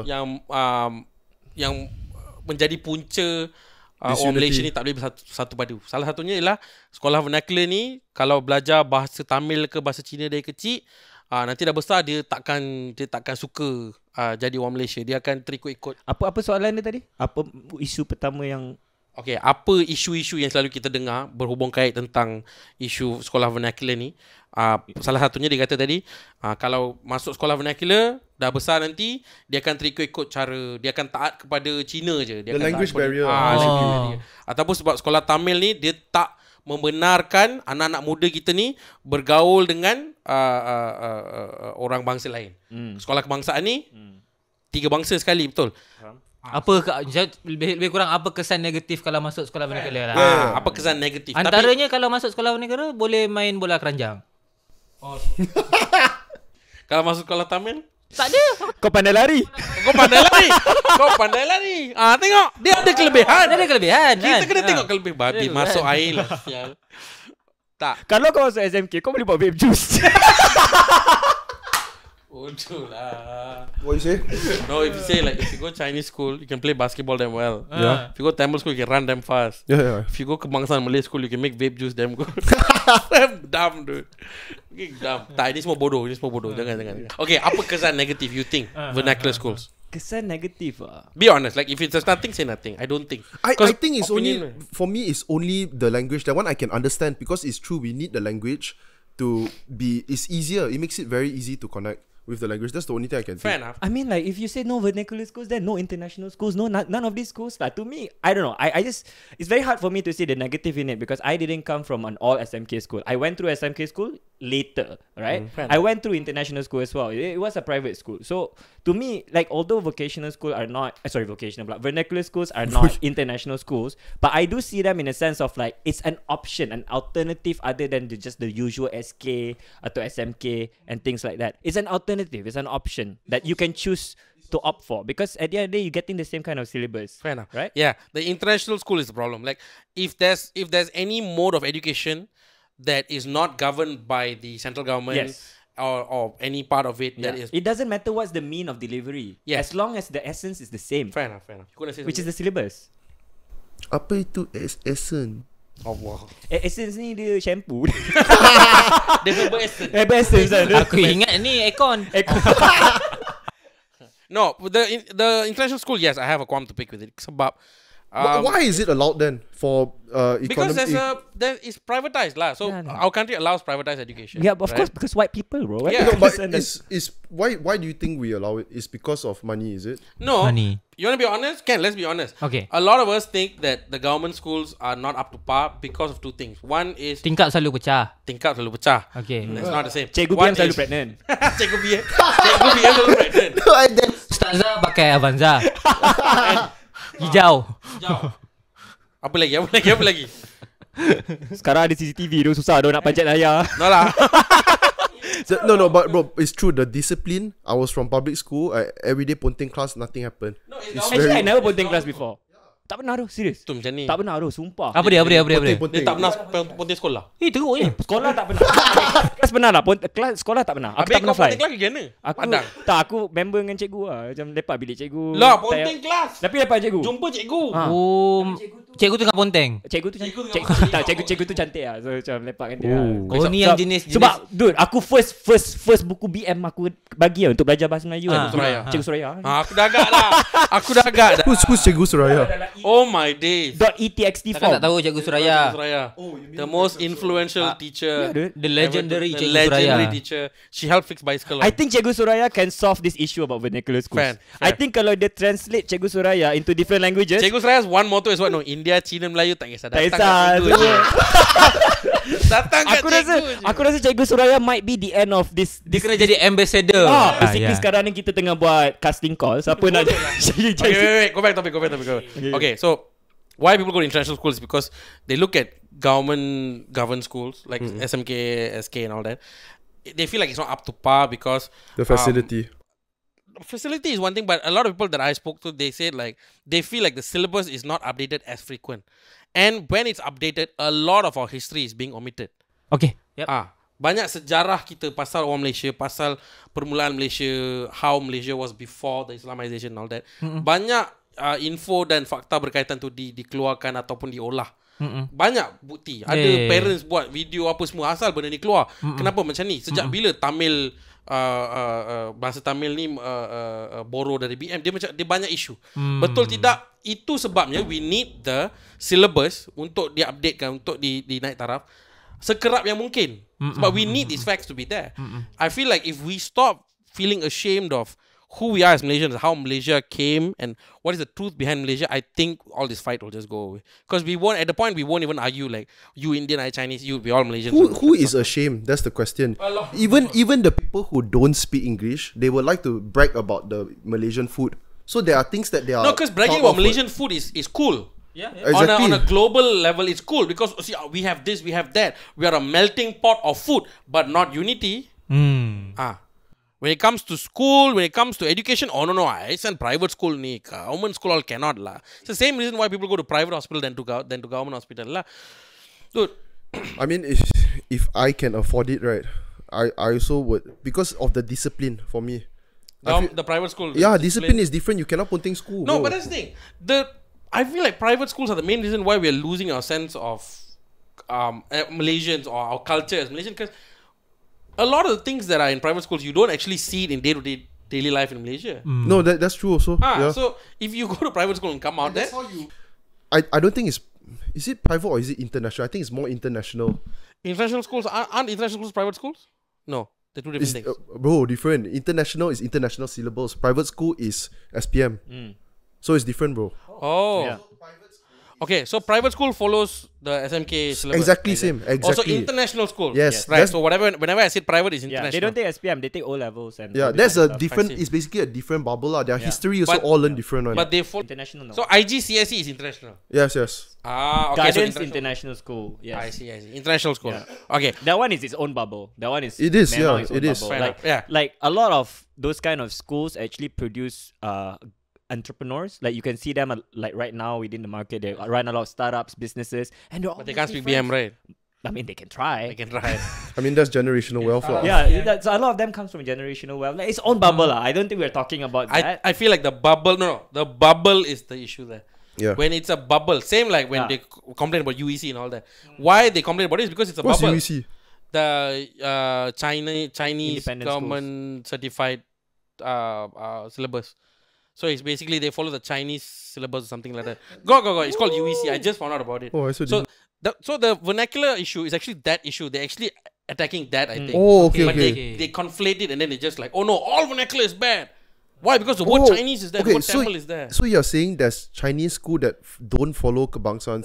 Oh. Yeah, got. No, So oh, it's that's like high using- school. Yes. Yeah, high school. schools, Yeah. Like I said, I don't know anyone that go to Chinese high school, bro. I think don't it's very know, but that's why I just found out about it. So Yeah, I'm yeah. like, what is going on here? So Like, that's okay. Quick question on those schools. Do they reject non-Mandarin speaking people? Of course not, bro. I mean, know, I would but the assume UAC they just want the money, lah. You know. Like, Okay. maybe. But I was also informed that there are also cases where this kind of schools reject like non-Mandarin speaking because they require a certain benchmark of the language. It's not before they you go. reject. Is they think that the kid will come and then he will fall behind. You know, and then you have to take extra class, and then it's like also hard. Maybe lah. I think it's also hard for the kid. You know, like no point, something like that. I But think are lah. there cases where they're blatantly being rejected for, let's say, not being? we might not know. If they're paying might money, not. I don't see why they wouldn't, man. No. I mean, like at some point, nationalism trumps. No, because money, like having, like I said, I believe in the idea of options. I think having these schools or whatnot as options, like you have fair. alternatives, that's fair. My problem comes from the discrimination of opportunities when it comes to whether or not do you come from a certain group or whatnot, and these are seen through, let's say, the vernacular school. The independent schools. It's seen through the let's say UiTM or the MRSMs, fair enough, and it's also seen through and the argument continues it to employment of like Mandarin speaking opportunities, right? Like to me, I feel like we all agreed just now to a The Mandarin speaking, that one also I also always hear with. Like, yeah. So I've been working in recruitment for the last 7 years. So I kind of understand certain businesses. I can see why they have that as a Yes. requirement. How can you? I feel like how can you not see? What if you run a Tamil shop selling all the religious stuff, right? But Tradition, here's fair come enough. to the point of things, You know what I right? mean? Like I feel that if you as a business, you want to, you know that majority of your customer base are from certain demographics, Fair enough. and you require that prerequisite of the language. I can completely understand if and only if you can prove to me the majority of your customers are this, and that. If Senang you can cerita. showcase that, then sure, Yeah. you shouldn't get ostracized for it. But it comes to the point where we know that's not the case. Kita tahu tu bukan the real reason why they put that language. It's because they want certain type of people. Tak, Yeah. senang cerita. Okay, Kalau yeah. kerja tu, kalau the description of the kerja tu is kerja kau nak terjemah bahasa BM, bahasa Melayu kepada bahasa Cina. Then of course lah Mandarin speaker. Mandarin speaker. Of course Tapi lah. masalahnya pada masa sekarang, I don't think we have a way to determine whether a group of companies or any company is using the fact that I only want Mandarin speakers for job purposes or because they are very Oh, discriminating. bro, I didn't think about that, but yeah, okay. I see Ah. some companies actually hide behind that. Exactly. Yeah. Of course. Every time I talk to clients and they get I prefer Mandarin speaking, I'm like, Why why? though? ah? Well, your business is in English, right? Yeah, because like we're talking now in English. We're talking right now in English. Like, why do you need someone? Oh, okay. I never realized that, dude. So it's like Okay. to me, it's like if a business can really show that this is the customer base that they have, I fairly understand why they require such thing. But my problem again comes from the discrimination, right? Like look at it from this angle. Like no right? Indian renters. That's too much. Like what is your thing? Like why? Because a couple of Indian people trashed your house. I can point to a couple of Chinese people or Malay people or these people or that people who did bad things also. Okay, I'm gonna try and play their point of view. Okay. I You be I paid for this apartment. I choose who I want. fair. Yeah. Okay. So how do you argue By that? that same sentence, don't get mad when people come after you lah. They choose what they want to come after also. What you're Correct. saying Correct. is I paid money in a public space. I get to choose what I want and I get to do what I want. Fair. They can play the same game. Dude, if they come after you, they humiliate you. They can call a whole group of people to protest also. Protest That's also. okay. That's up to them. Protesting because is what legal. you're doing is essentially racist. It's racially charged. So don't then come around and say, oh, this country doesn't allow me to be myself. No, that's a murderer can say that. This country doesn't allow me to kill people. How can you? No, You that's have the bullshit. freedom. You have the freedom to do whatever you want, but you're not free from consequences. Exactly. That's what it is. Yeah. You're not free from consequences. Freedom of act and whatever speech you is want to not- do, you can do, bro. But But they will always have consequences. consequences. What's consequences in Malay? Akibat. Akibat. Sentiasa ada akibatnya. Yes, betul. Tengok, dia dah mula cakap bahasa Melayu. Sadaqallahul Azim. Now repeat after me, Bryan. Asyhadu al No, I don't get the Mandarin thing. Like a lot of people also take that issue and say, oh, kalau Cina boleh buat macam ni, your ATM is for Malay lah. They'll say that. Okay, this how you know that the argument is not strong enough. Because let's say there's one video about vernacular school, and then people talking about it cause akibatnya is disunity. Then suddenly the next comment, someone reply back say like, oh, that's not true, blah blah blah. Then the next response is, then why got Mandarin speaker only? It's like suddenly change. Yeah, tukar arah ada, like macam tak masuk akal. Like it's showing that it doesn't actually make so much sense. It's not, yeah. Spin. Yeah, it is, bro. Yeah. No, it's like what aboutism? What about ism lah? Right?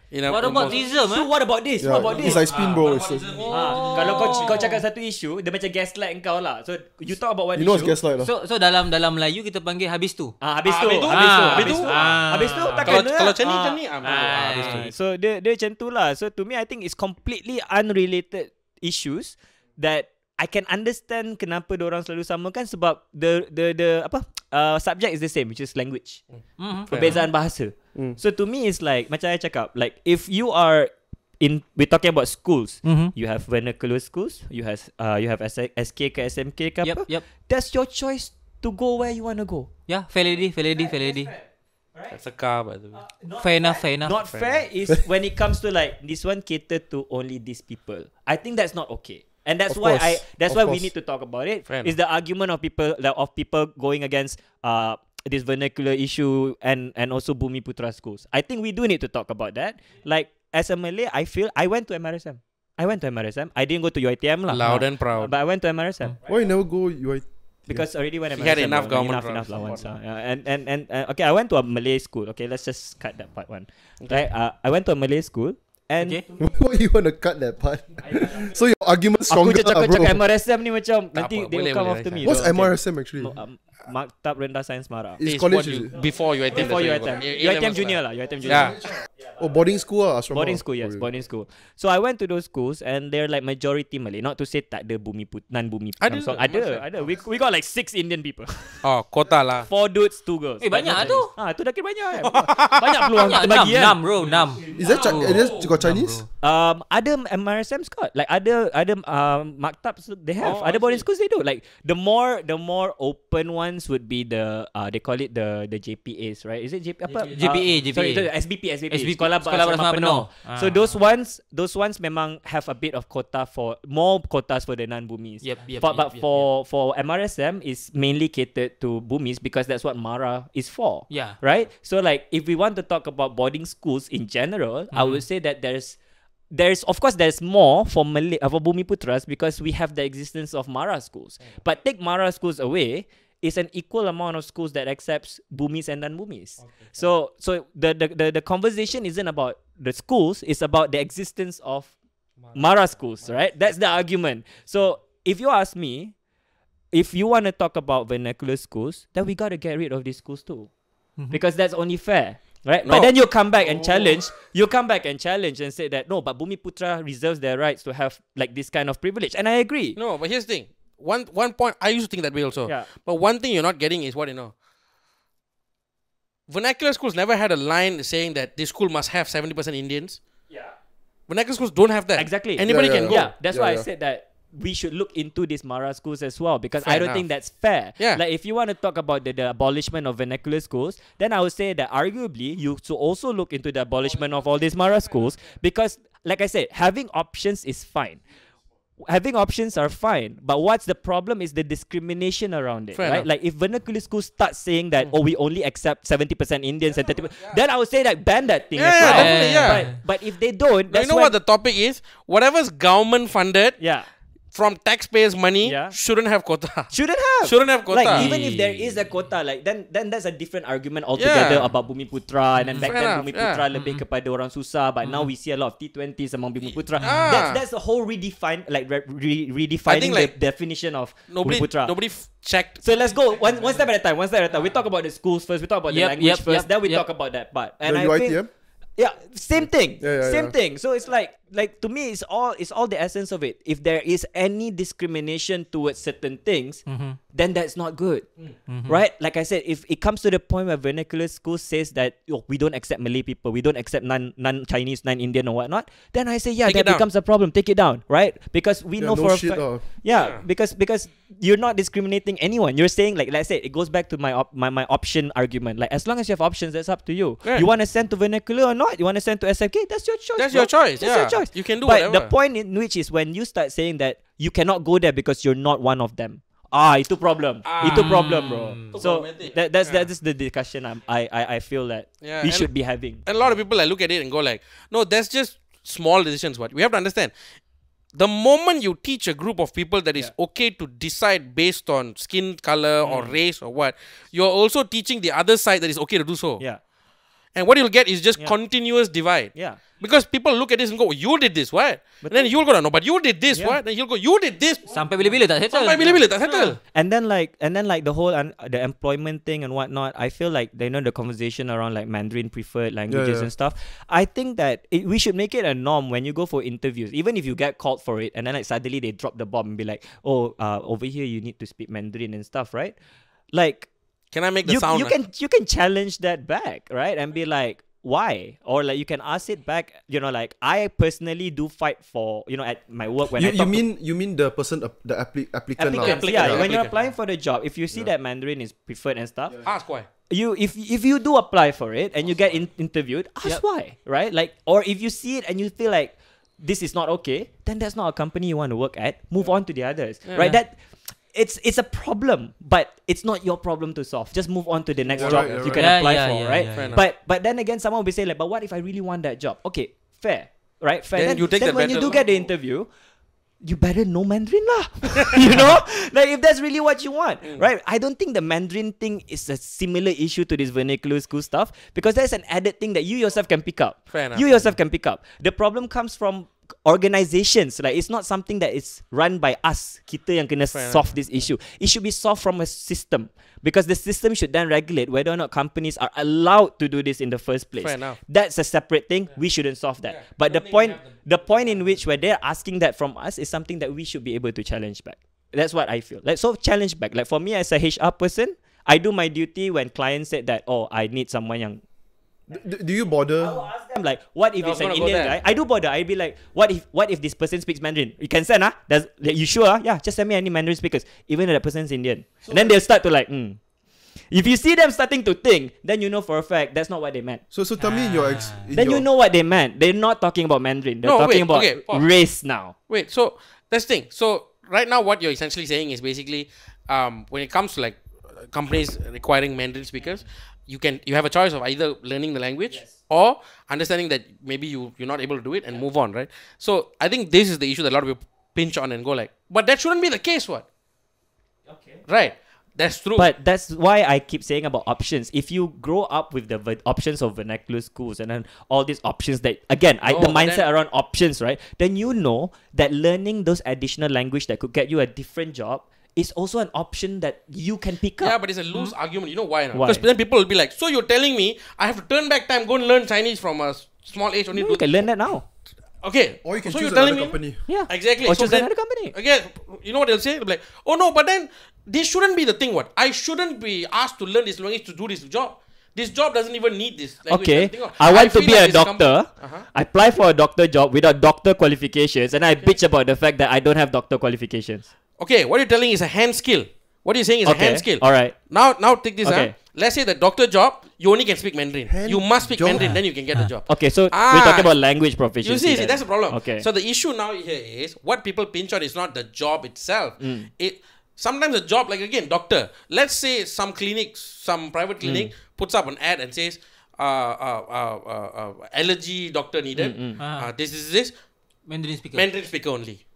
Okay, that's not okay. It doesn't make sense. Yeah, that's not okay. Yeah, that's not okay. That's why I say. That's when I said that comes to the point of discrimination already. Exactly. Right? Because like if you're talking about customer service catering to Chinese market, fair that you need Mandarin speaking, right? But if you're talking about, I don't know, operations manager, what or like operation someone, you gonna do? or like someone that you said they're doing the skin stuff. You don't have to be speaking that language only, kan? So that then comes back to my argument of discrimination. Like that already is a discrimination because you don't have to, and you're telling people, let's make it that only this kind of people can go for that job. But then companies will be like, no, most of your patients are Chinese. That's why I say you gotta prove in a report. Show it to us. So every patient comes show all the names of your customers and the clients, but I see whether or not is it 60%. That's the thing. Again, what you said, there's not lah. This one, a body needs to take care. Government need to come and say like, in to your knowledge, does any company have to do that? No. I don't think there's a governmental body, because they don't care about these things. Yeah. It's not a problem to them. Because it's a Money still private moves, sector. bro. Yeah, money They're still still moves. making money. Yeah, It private doesn't change sector. anything. Yeah, So, and it's but kind sadly, of- people take this and use this in every other situation that actually you don't need to pull this in, because if you go to an Indian kid and say sorry you couldn't enter UiTM because you don't make the cut lah, that kid, let's say in an alternate universe, that kid goes on to study in UiTM, becomes a damn influential person who discovers something new for humanity or for Malaysia. Don't we want that? Of course we want that, right? I think the problem now is people who support the UiTM is only for Bumiputera and do not open for anybody. They look at all the small loose string subjects and use them to as a vanguard. Like, see, all these issues are the reason why we are protecting our sanctity and all that. Like, it's so convoluted. Okay, let's talk about the current UiTM thing. So from what I saw, the headline, the first time I saw was the head of Malaysian Medical Association, Dr. Azizan. She made a statement, said that there are patients, we are lacking cardiothoracic surgeons at the moment severely. There are patients that are waiting 6 to 12 months and some die while waiting. We want to request that UiTM temporarily opens the postgraduate cardiothoracic. Yes, opens it so that we can fill up the quota and be able to save lives. So unless I'm missing something else, right, I feel it's very straight cut, because we are talking about someone living and someone dying, The person that is dying, okay, let's say if you want to you are afraid that this would lead to a domino effect of other regulations trying to take away your privilege, right? Like bumi privilege. If you are scared of that, the fact of the matter is the people that are waiting 6 to 12 months and could die could also be bumi. And the privilege doesn't matter to them. Human is human, Lives are lives. So, bro, and then in the comment, right, the first person that commented was started saying oh, this is fucking Chinese, blah blah blah blah. And then I replied to him. I say, the person that made the statement is a Malay lady. Yeah, right, she's a professor. Yeah, bro. I'm like, what the fuck? Was she the head of MMC or the Pensyarah? Dr. Azizan, head of She, right? Yeah. MMC head, is it? MMA, it's called MMA. I think Malaysian Medical Council or something. Association. Yeah. I know the case is because 7 postgraduate students who are already weren't eligible to do it in Malaysia because MMA or MMC did not certify their qualifications. So they had to go through a postgraduate program. Yeah. Which is supposed to be you're in talking UM. about the Bumi students, right? Yeah. So I saw KJ explain this in Keluar Sekejap, right? Is a bit confusing, but what he's trying to say is their system that is based on another body, right? Another organizing it's not body. certified by the... Yes, they cannot recognize their qualifications yet. Yes. So it's long story short, a simple way to put it is a long jam. So they have to do a 1 year plus. So one more. They have so right now is a problem arise, which is we have to think about the patients that are waiting and they are going to die. So what do we do now? Open it temporarily. Yeah, KJ's message is, he was also, I guess, being careful. He says that first of all, this has nothing to do, people are now thinking that, open up permanently, and then they're talking about what is possibly going to happen if we let this go through. But the issue is very simple, is you want to save don't want to let people die, and it's a temporary fix. How else are you going to get it? Oh, then they say open to foreign students, right? No, apparently some of the postgraduate programs are already open to foreign students. And there are foreign students who have graduated. Okay, I didn't know about that.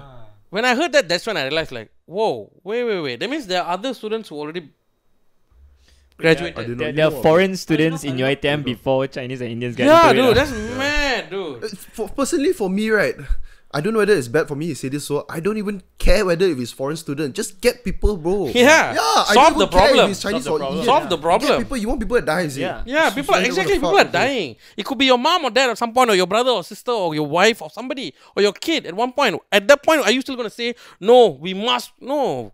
I mean, save the lives first. And then your racial biases can come later. I mean, save the lives first. But personally, for me, if you look at any educational like UiTM or what institution, if it's governed by tax money, I don't think it should have a racial policy behind it, because there's a lot of arguments there. It opens up so many loopholes.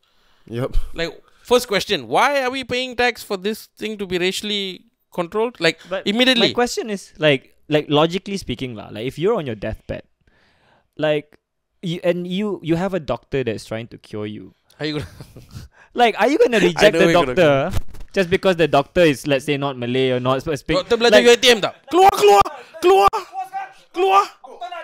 Let's be real. Number one, the mangsa have no say. Okay, the victims don't even have a say in this. Yeah. No, but So the way what the they fuck? No, they're but the way talking they're like as talking if- about it, yeah. like people care about the race of these doctors so much, or like the people that's trying to save your life so much. Like, if they do, I'm pretty sure there are people who on their deathbed rejects a certain doctor, just like there are doctors who reject patients who Fair are enough. of certain colors. There's might apparently be, issues that I'm reading on social media, right? That this doctor is a homophobe or something like, and this happens, of course, in the US or something like that, right? Yeah. And rejecting patients who are of LGBT, Oh, I thought it would happen here, weh.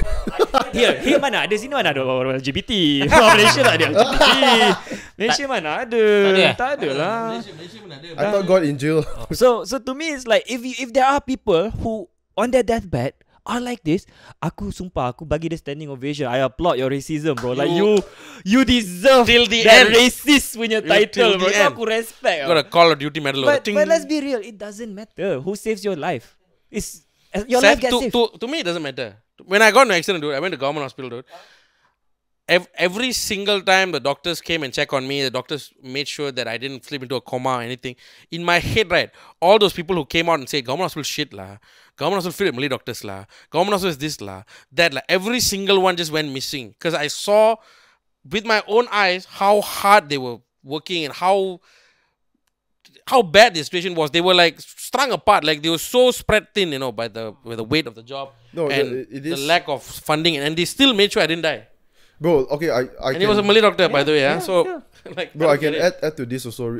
This was like last year or 2 years ago. My grandmother passed away. So before she passed away, she was also very sick. Like the last few months, you'll be in the hospital, bedridden, and then from hospital, and then a couple of days you can go back to house, and then go back to the house, and then she needed a wheelchair. And then not only the doctor I think every day or every few days will call just to check. Okay, this is government hospital, and because my grandfather was pensioner, I think you get pension if you are governance Government.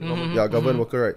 So yeah, they take care of her very well. Every day call to check, how is she doing, and then they say that she where to find a wheelchair. They straight away send a wheelchair. You don't need they didn't tell you like how long you can keep the wheelchair, whatever. You just take the wheelchair. Then not only that, send a bed also. The hospital bed. Yeah, send the bed to the house to use it. So it was just very very quick service and all. It's not like what people think like, you wait forever and all. It's just some sort of biased opinion. One of the most mind-boggling thing that it was mind-boggling for me at that point was the Abang Lan, the guy I said, he's Kelantan guy, orang Kelantan. Okay. He said, sebenarnya orang Malaysia ni banyak je yang okey-okey. Tapi masalahnya kita tengok social media, kita jumpa yang paling teruk sahaja. Yes, Social bro. media suka portray benda-benda tu. And bro, we also know, okay, this is proven fact, these people commenting, if you dig a little more, some of them are not even human, bro. Yeah, they're They are bots. bots. Really, Literally, huh? bro, literally. This is bots. the start of Skynet, bro. We're fighting No, with bro, AI. like, they use this to meddle with US elections, Fair right? enough. When Yeah, that the one is- Malaysian, the last election, so people are saying they're using bots Yes. and all that. And then because we are having all these sort of arguments and we are seeing this racial tension, if you are a fucking politician, right? Let's say your political party, you wanna so we know that if there's no racial segregation or tension, your political party has no power. It's kind of useless already. Why wouldn't you go and utilize this sort of to gain power lah. you go pay someone, bro? They already pay people to fucking vote. They might as well pay them to. Who, Bryan? Who, Brian? Who, Bryan? Who? Are they from the Chinese school? No, what cyber troopers? They call them cyber troopers, right? What's that, bro? I don't like Cyberjaya people, bro. Bukan, tu lain. There's a cat park opening in Klang. Do you see? That's man, that's- tangent, bro. There's a tangent. Bro, you did a 365-degree tangent, bro. Like, Is that what? new flavor of Bak Kut Teh? No, bro. Like, do you all see it? There's a cat park Cat park. What do you mean cat park? Like for the stray Taman cat. kucing. Yeah, Anjing tak boleh kucing, masuk. Yeah, like all the kucing there. Okay, Yeah, okay. they Sebab can dia ada put kota. there. My first thought is, bro, you know how fucking crowded the park is going to be straight away here. Like, how do they control? It's not so big, It's like a normal taman like that. And then they are going to open it soon in a few months' time. A cat park. I think like, who's going to control the? Okay. Let me ask this question, Malaysia. What if the cat park they open? Only 10% Indian cats can go inside. Kena lah, must be Mandarin speaker lah. Mandarin speaker. Chinese speaking cat. 90% kucing Melayu je boleh masuk. Meow meow meow meow meow meow meow. Dia kena What's that? I don't know what Meow cat. meow meow. Mandarin cat. Mandarin cat lah. Meow meow meow. Sorry, tu bukan Mandarin cat. Tu Hokkien. Okay dah.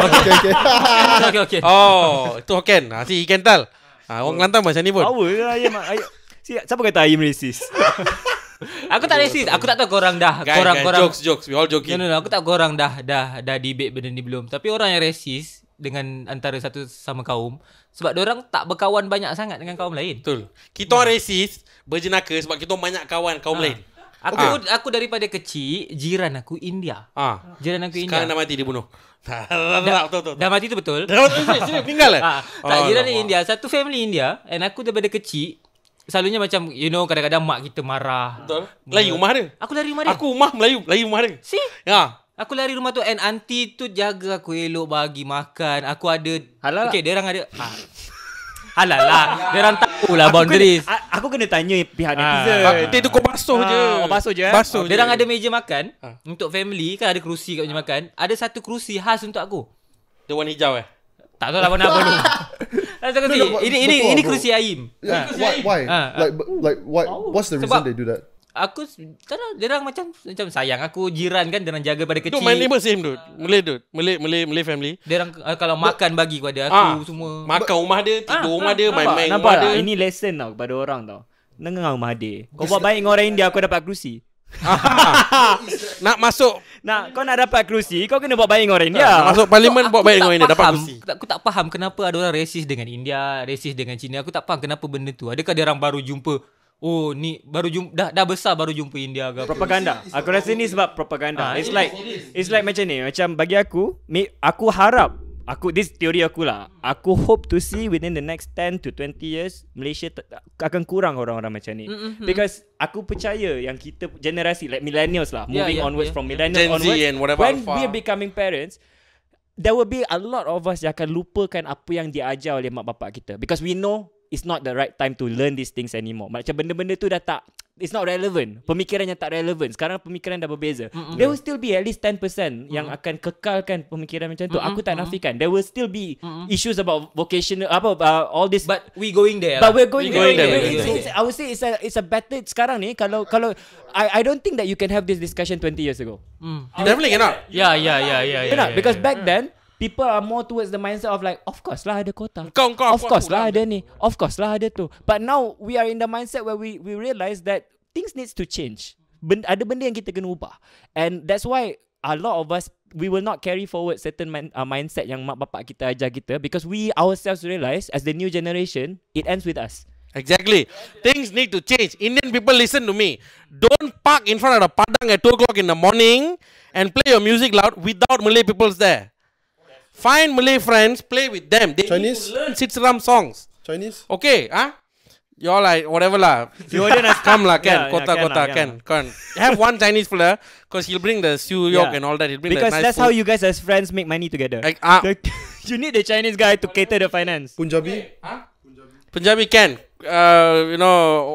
Tetamu terhormat can lah. What's that? Is there tension Indian and Punjabi? God. Tension. Why? No, so I was just talking to someone the other day. Like, apparently the tension was because Punjab wants to have its own identity. Ni kita tak boleh masuk campur ni, Ayim. Kita kena diam. they don't want to be known as Indian, which is what I always do lah. I just think that they're Indian.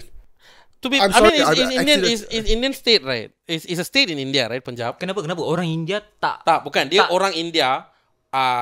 Nationality. I mean orang India kalau jumpa orang Punjab, no, kau bukan India macam tu lah. Bukan. Okay. So hari tu aku ada post satu lagu Punjabi. Oh, okay. Tapi aku secara berjenaka lah. Aku letak lagu Hindi. So ada orang terasa, orang cakap ini lagu Punjabi lah, bodoh dia cakap macam tu. Apalah lain Nak kali buat macam research mana? lah. Lain kali research lah. Tuan, Apa? aku dah racist.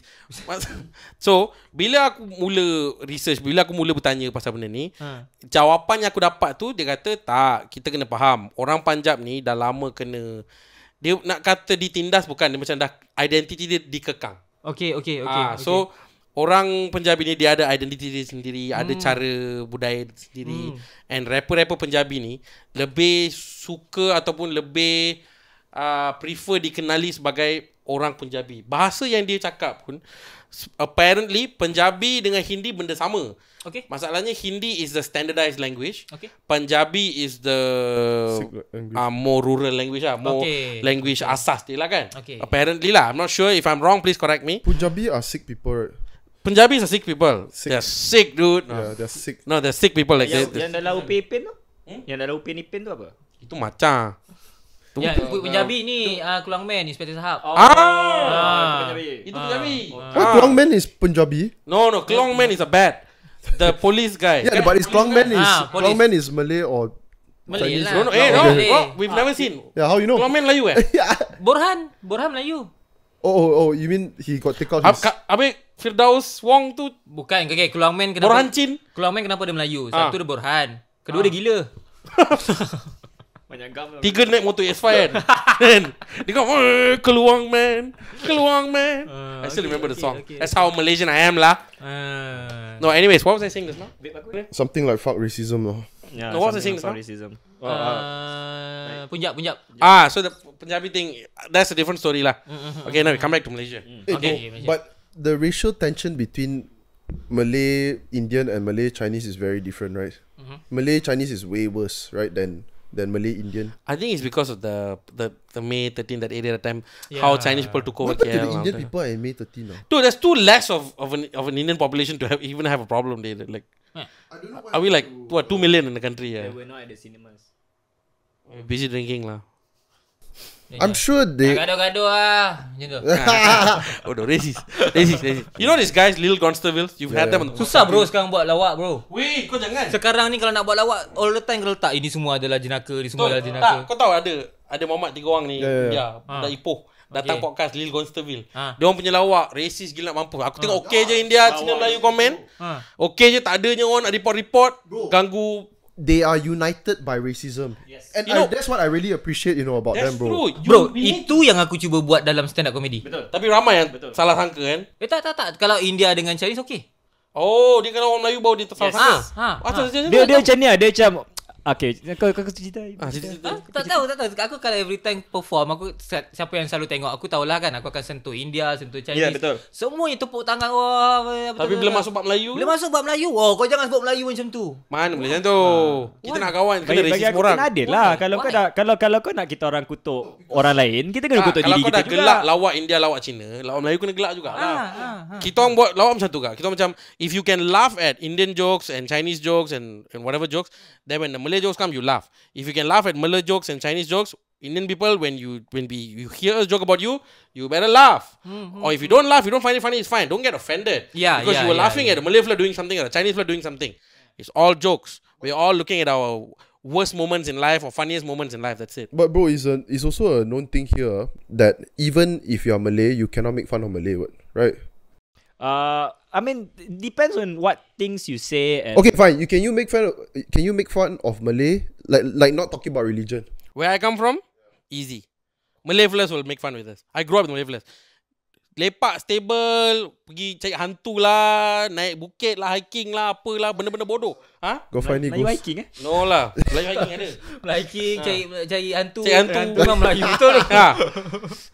Macam-macam. Tapi Malam-malam race. Ha? Malam race. Tak, sebab dia kawan dengan India. India cakap, jangan race. Kamu race lagi. Minyak mahal sekarang. Duit simpan lah. Mama minum Milo lagi sedap. Lepak mama, we chill mama. Oi, the jokes bro. Sometimes even go racial, religious, but we are all friends. Yeah. We all talk together. I'm not gonna tell you what religious joke, what racial joke, because I know people get offended very quickly. Yep. I think But you have to understand that we all want in that table, Malay, Chinese, Indian, Punjabi, whatever the hell. Yep. Dog, Yep. cat also lepak there. Yep. Aneh from India come there, joke also. Yep. Tembak dah aneh, bahan dah aneh, bakar dah aneh. But I think it's like what you mentioned and Zul also mentioned.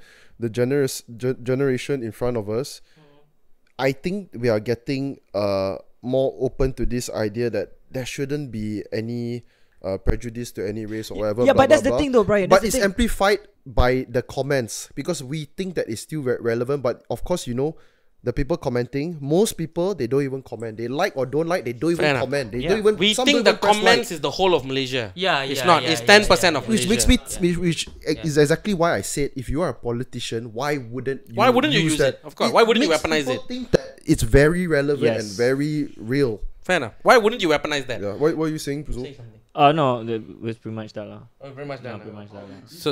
So Zul wants to announce his gender change. Yeah.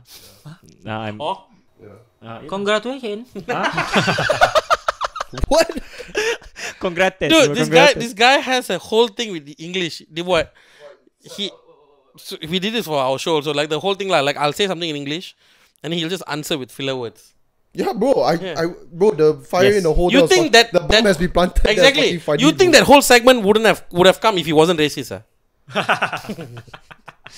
I mean, think it's people need comedy to lah, remember bro. lah, you know, like just remind yourself that when are the times you tell jokes, right? You tell jokes when you're usually with your friends, and usually those jokes come from love, right? They always come from like aku nak buat lawak kau. Yeah. And it's just more to make Okay, things okay, fun, okay. right? Fair enough. Like I feel like, and then when you see jokes being told by stand-up comics, you know, some of those jokes that we write comes from those sessions with our friends. Fair tau. enough. Yeah, And in yeah. that context, nothing is really racist because like people generally just Yeah. accept what Yeah. you're saying. Yeah. It's because itu memang apa dia akan cakap, Yeah, sebab dia fair kenal enough. aku. Ah. And then we realize that, you know what, that's funny. Let's see if other people like it as well. And then we bring it to the stage. And then there will be people yang suka. People who sees it, who kind of like, sama ada diorang dah nampak kita grow in comedy. Dia Yeah. datang daripada awal. They Yeah. know how we're like. Atau new ones who listen to that, they're like, hey, that's quite funny.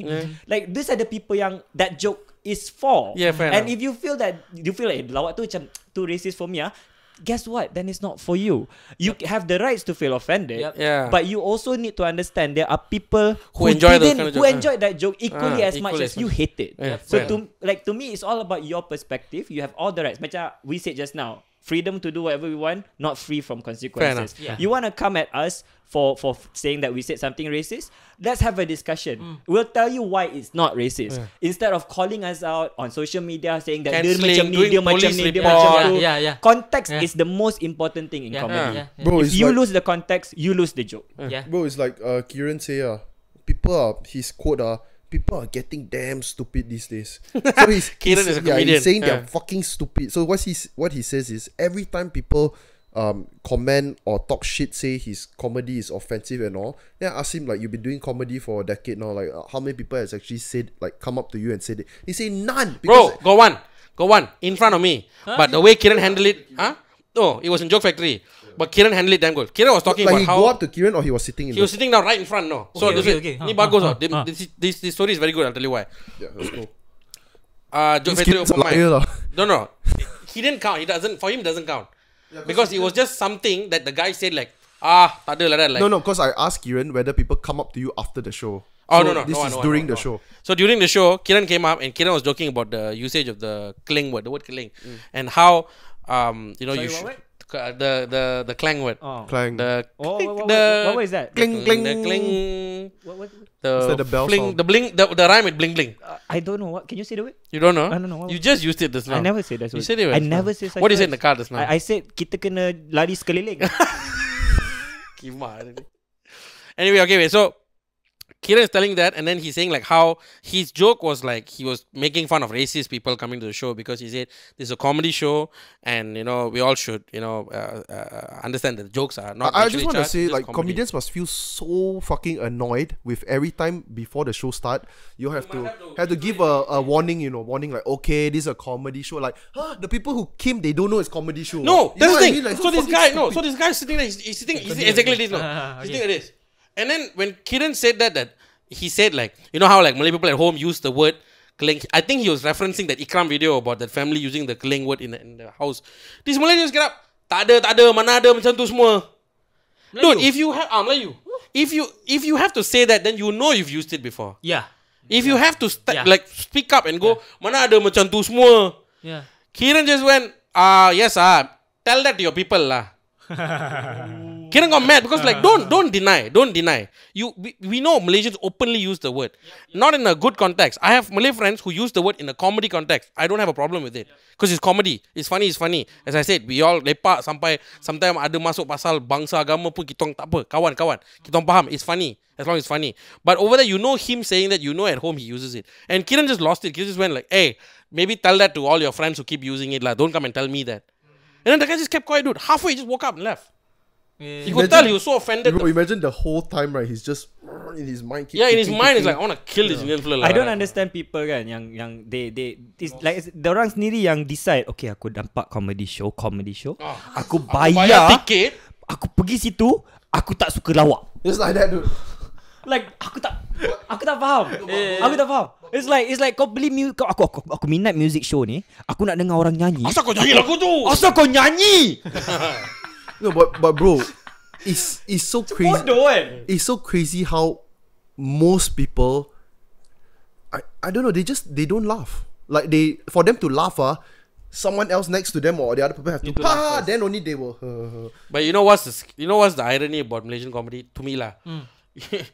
The loudest laughters I've heard is from racial jokes. Yeah, no shit, bro. Because it's so good. This guy does the Indian joke, the Malay joke, dude. Kills, dude. Dude, Kills. every time I try new jokes and tak jadi and I know, just go resist. Just go resist. You Just go save the resist. night. You No, save it's the a night. low-hanging fruit lah. It's What a I'm low-hanging saying is, fruit what at I'm this trying to say point, is we find humor in all our differences. Cultural differences or personal individual differences. We take that, like how Chinese people speak, Indian people speak, or how Indian people do certain things and Malay people do certain things. Like he said just now, Malay teachers pregnant. It's a joke because most times you see Malay teachers will be pregnant. You'll be like, oh, you guys really get married Aku fast. belajar BM tahun tu kan 2 kali. Okay, you know why that joke is funny? Because obviously you guys have seen Chinese teacher also pregnant, right? Or Indian teacher also pregnant. The reason why we say when you all say Malay teacher pregnant is funny because there is more Malay teachers usually. Yep. So obviously it's easier to relate. That's not what. But the Malay community also emphasizes getting married as soon as possible and Yeah. getting kids because It's a rezeki. lifestyle is rezeki. Yeah, we don't use condoms, bro. Yeah. It's haram, right? Condom is haram, right? Of Actually. course not lah. So, I don't know. Condom haram kan? Pakai condom. Okay, bro, I got something to ask. I really don't know whether this is true. Is touching haram? Ya doh. Setiap kali kau pancuk 40 hari Tuhan tak terima kau punya. Serius Ya. lah? Itu kau tahu, kondom tak tahu? Aku tahu lah. Oh serius, 40 hari? 40 hari. That's why I So, was kalau told lah. Aku touching- tak tahu betul. Dia sama macam minum arak lah. Orang kata. Kalau toceng 8 kali? Loceng 8 kali. 8 Setahun. kali 40. 24 kan? No, are you serious, bro? Are you serious? I'm serious. That's 8 what. times. Okay. That's what that was what I was taught. Like itu yang aku diajar. Yeah. So don't come at me. This is what I was told. But that's what I was told lah. Setiap kali kau pancut kan. Pancut 1 kali. Kalau kau pancut 8 kali 1 hari tu. Berapa hari? 8 dan 4, 32 kan? Aku tahu. Might as well just double down, D, bro. Yeah, It's too dude. late, D. No, 9 times 4, 36 Exactly. lah. So by the time I was It's too 20 late, years bro. old. Just keep ready. By the time I was 20 years old, I was like, I lost count already, bro. I was like, macam ni baik kok. Keep Baik kongket terus dia apa dah.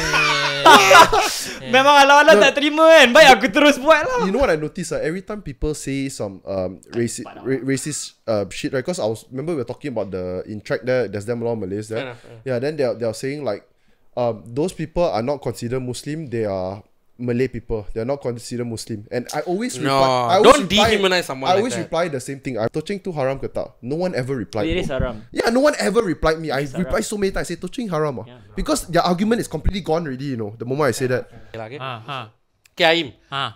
Kau tadi kau cerita dari kecil kau membesar rumah jiran kau India. Okay. Aku membesar jiran kiri aku India. Okay. Jiran kanan aku tangga. Oh, apartment Flat. Oh, flat. Apartment untuk orang miskin lah. Okay. So, rumah India tu, sampai sekarang kawan ke ataupun Masih. Masih kontak lagi? Masih. Dia satu family yang dah tak ada, yang dah gone, auntie dengan uncle. So anak-anak dia masih lagi berkawan dengan aku. Masih lagi we jaga. Time tu kat mana, Shah Alam? Shah Alam. Oh. That's- Now we do this. What? Ayim, for the next 10 minutes, Okay. you have to speak in English.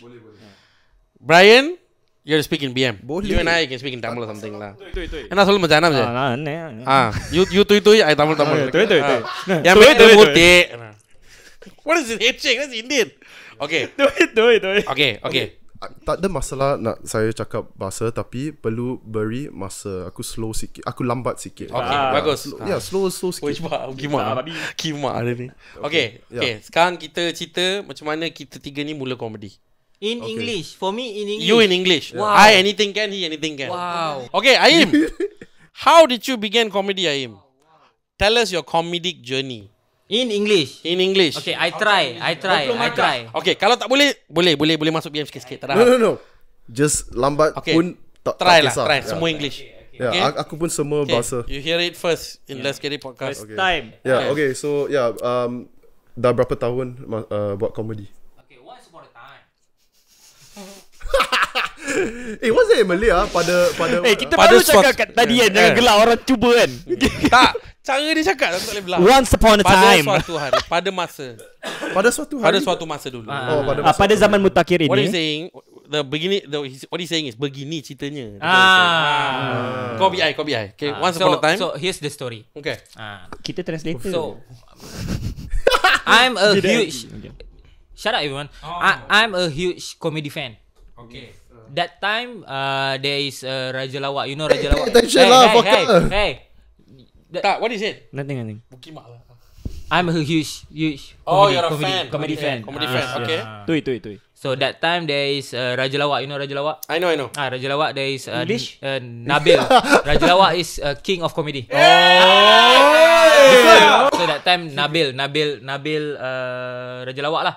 So he is my idol that time. Okay. So I follow him for a couple of years and then I become his fans club. Wow. Okay. So at one time, This tahun apa? I don't know, 2000 something. Okay. And then one time there is competition lawak solo. For solo comedian lah. Yeah. Nabil is one of the mentor. Oh, okay. So I want to prove that I can be like Nabil. So I go there and I audition and then I got top 30. Wow. I never do stand up before. First time. First time you go competition straight. Yep. You never go like open mic or anything. No. Fuh, gangster. Okay.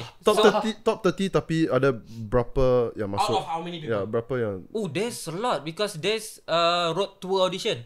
Wow. JB. Yeah. I see. So yours KL. Me JB. That time you in JB.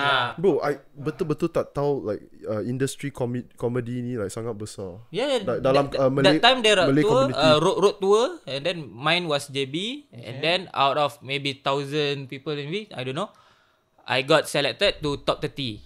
And then, but unfortunately, I cannot get top 10 to be on the TV lah. Okay. Why? Because maybe I'm not enough. I'm not power enough. Okay.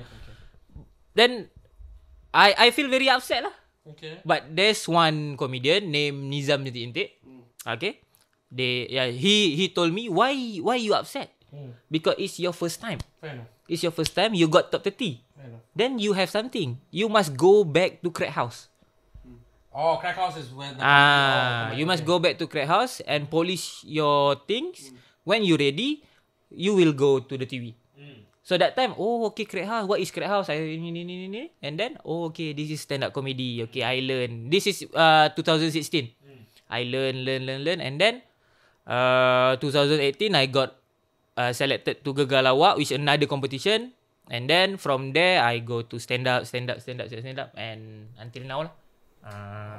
Okay, nak tanya lah. So dengan ibu bapa, mereka ada like macam tak benarkan kau buat komedi dan like cakap pergi cari kerja lain. For the beginning, my parent not I cannot say my parent not support, but he not show support. Do you know the Okay. different? You don't know whether they support or not, but they didn't show it. Yeah. Tapi macam mereka tahu like awak like sangat rajin lah. Yeah. Jadi dia They knew you were doing comedy. Let's say I love to watch Raja Lawak, but they don't. So when the Raja Lawak live, we all not watch it live. I had to watch its replay. You know. Okay. So they were not a fan of comedy. Yeah. But by time they they watch me doing comedy. Oh, once they found out that you do comedy. They go comedy, got improvement, and then okay, we buy Esto Warna. Oh, We buy that, and then I know okay, my parents support me, but not show. Now do they show? Like they're not sure they support me, but I know they support. Like yesterday I was live on TV, another competition. Bro, bila kat TV Another memang competition. support lah ibu bapa. I live on TV, another competition. They do not that. Good luck Ayim. No. Oh, they never send. No. But they watch lah. But I asked my Mom. my. I saw the Insta story. But what? Sister, no, brother, my little brother. I asked my little brother. Your adik. Adik. I asked my little brother. What's ibu and ayah doing? They watch your show. Tapi tak beritahu you. Of course lah. Faham lah. Because I think as parents also, orang suka nak compare kan anak-anak orang. Kebanyakan parents diorang tengok benda ni macam tak berfaedah. Because it's not anak orang lain doktor, anak orang lain engineer. Why my Tapi the moment kau masuk TV, lain cerita bro. No, kau tahu kenapa macam tu? Sebab mereka boleh beritahu kawan mereka. Sebab okay, so sebab besar mereka tak benarkan. I mean bukan sebab besar lah, tapi salah satu sebabnya mereka pun tak tahu macam mana nak bersembang dengan kawan-kawan. Ayim ni right? macam Ayim ni dah habis sekolah kan? Buat apa sekarang? Mereka tak tahu macam mana nak cakap dia buat komedi. Saya buat komedi. Dan dia orang pelik. Komedi tu dia masuk uni ke apa? No. Tak. Bila mereka cakap buat komedi, lepas tu kawan akan tanya, komedi di mana? Then mereka pun tak tahu mana. So tak tahu like they like kalau diorang tahu pun, macam mana diorang nak jelaskan? Let's say tiga family jumpa, tiga keluarga jumpa, satu anak dia doktor, satu anak dia IT, yang satu lagi buat komedi. Yang ni kerja dekat HKL, yang ni kerja dekat whatever IBM ke apa. Yang ni buat komedi kat crack house, kat Joe Factory. So kebanyakan family dia, kebanyakan ibu bapa dia akan macam mana aku nak cakap dengan bangganya yang anak aku ni sebenarnya pelawak. Apa yang bangga sangat dia akan tanya. Sebab dia orang punya generasi time tu, dia orang tak pandang benda tu macam satu jawatan yang berfaedah ke ataupun pekerjaan yang berfaedah. Dan tak kisahlah generasi, mereka ibu bapa jangan lupa adalah macam kita semua manusia. So mereka pun ada ego. What's ego dalam BM? Mereka pun ada ego, ada pride bila sembang dengan kawan. So tapi lepas tengok you kat TV, then it's lebih senang. Anak aku HKL. Anak aku kat Schrödinger. Schrödinger. Anak aku masuk TV. Ada tengok apa tu Ryan Bakery. Dia buat mula-mula dia buat semua bodoh. Now? No. Dia just recent only. What's recent in Malay? Baru saja dia buat satu reel tentang ibu bapa bila tengok anak di anak dalam TV. So dia tunjukkan anak dia kat tepi saja, tak boleh tengok, sangat kecil. Okay. I saw the video. Tapi sangat bangga cakap beritahu adik tengok semua tengok. So usually people kan macam kalau ni untuk audience yang tak tahu sangat pasal comedy kan. So usually people akan start dengan open mic dulu. So Ayim, you took the very unconventional, which is go towards that area of like masuk competition. You went to the competition first. Lepas tu join macam apa Raja Lawak semua kan.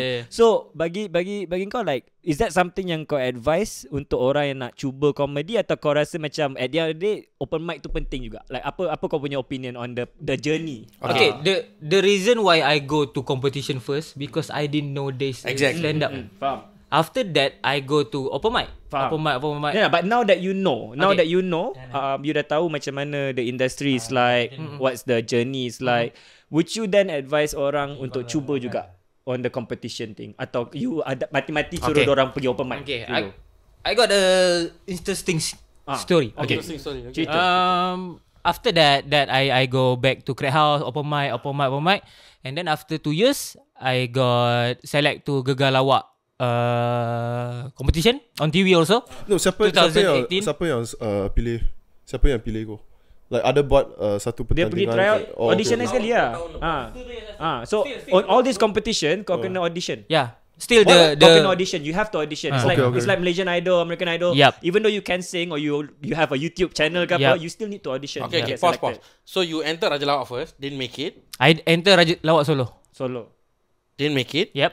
And then 2 years later, 2 years I open mic 2 years later gagal lawak. okay, gagal lawak. Okay, so I go gagal lawak. I think I'm ready. Okay. Yeah, 2 years open mic, Of I course think lah. I'm ready. So I go to gagal lawak and then I got eliminated in the 3rd week.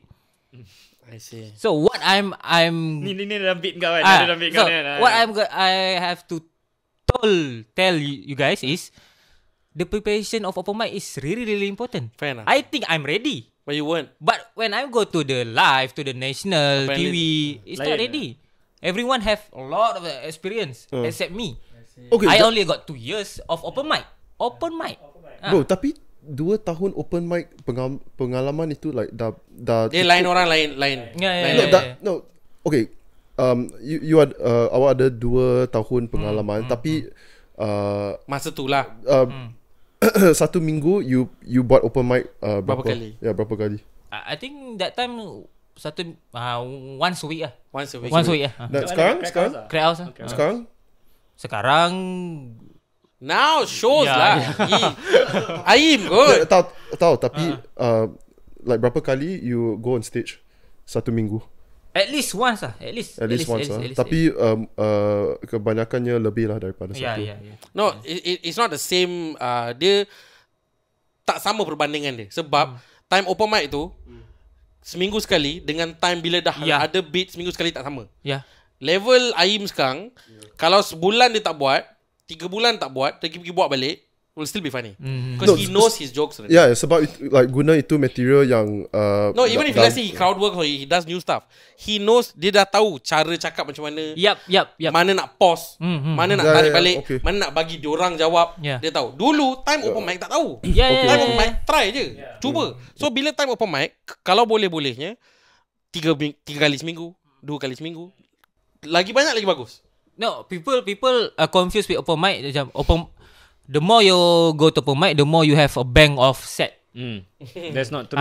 That's true. But Can be true. Yeah. there's another there is practice intonation, Fair enough. practice Acting. acting, brave. That With one, writing. that one I The have, same set berapa kali kau Yeah. buat nak bagi tajam. And that one I not have enough. I see. That's why I go to TV for gagal lawak and then I got eliminated. I see. And what's the difference because like I think I don't know much about Gegar Lawak atau Raja Lawak, but Yeah, based on what I know, I think it's lebih banyak sketsa kan kat situ. Yeah. So apa perbezaan bila menulis dari segi penulisan when it comes to writing jokes stand up dengan jokes sketsa? Ya, memang beza kan.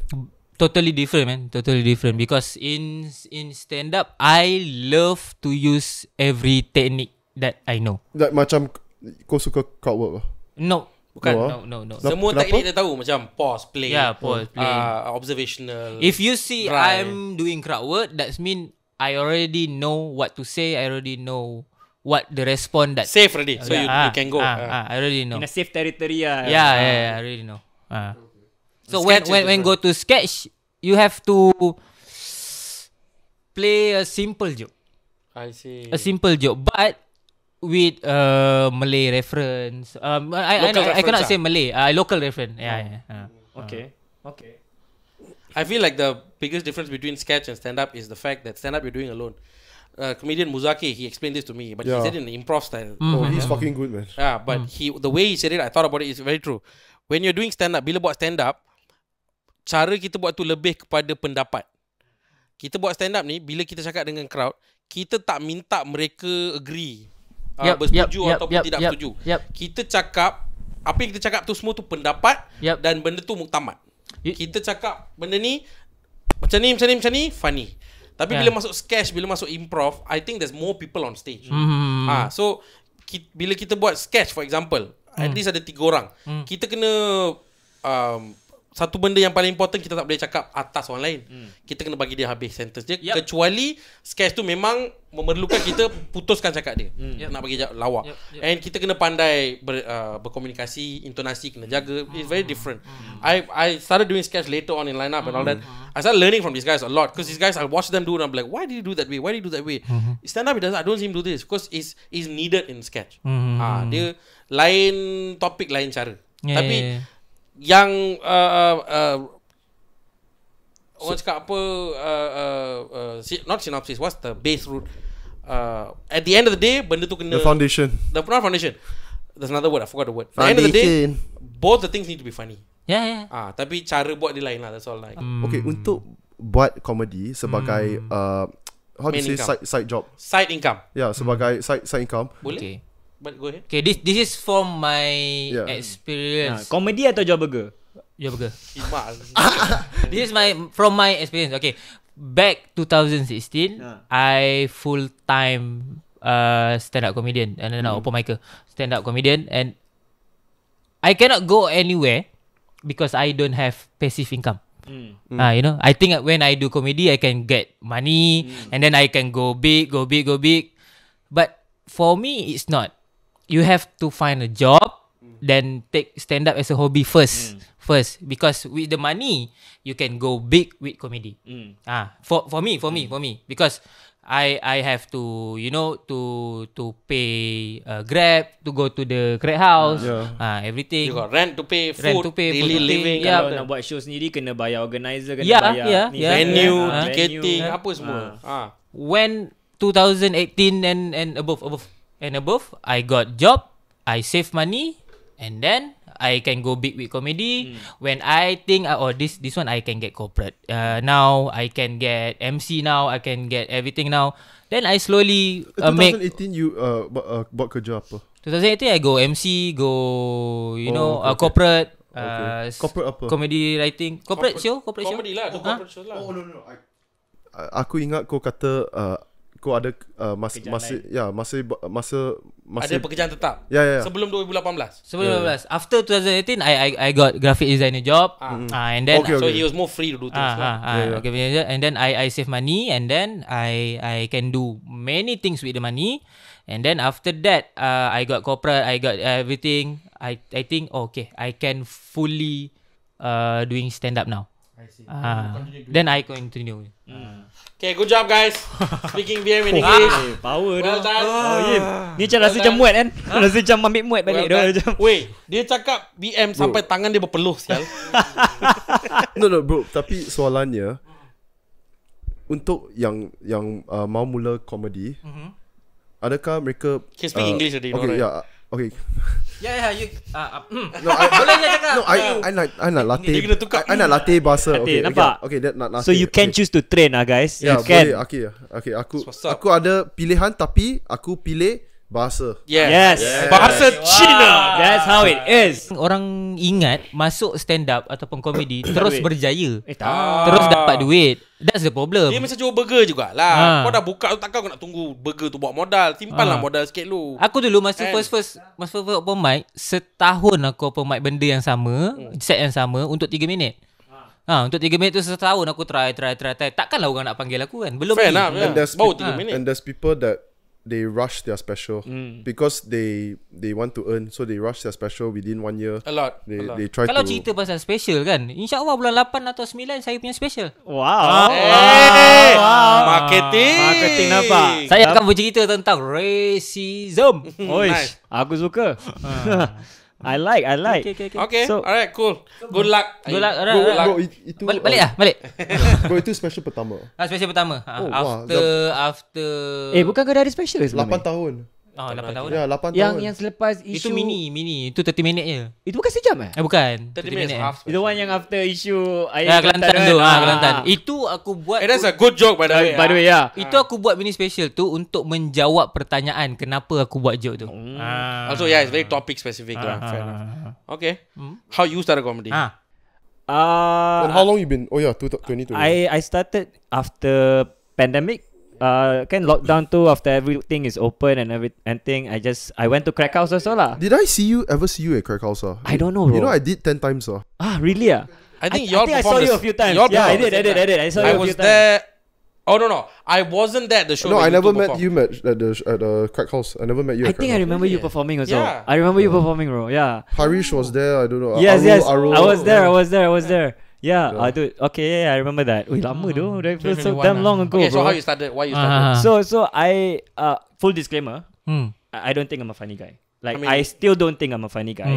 It's just more like I have a lot of thoughts. in my head. And whether those thoughts are funny or not, I do not know until I do it on stage. Yeah. Let's just put that clear right now. Okay. So when I was in the lockdown, I was going through a lot of personal stuff, and then from 2 weeks leads to like I don't know how many months. I was living alone. I was living alone in a very small studio apartment, and it was just me. I didn't have a cat that time. Sorang.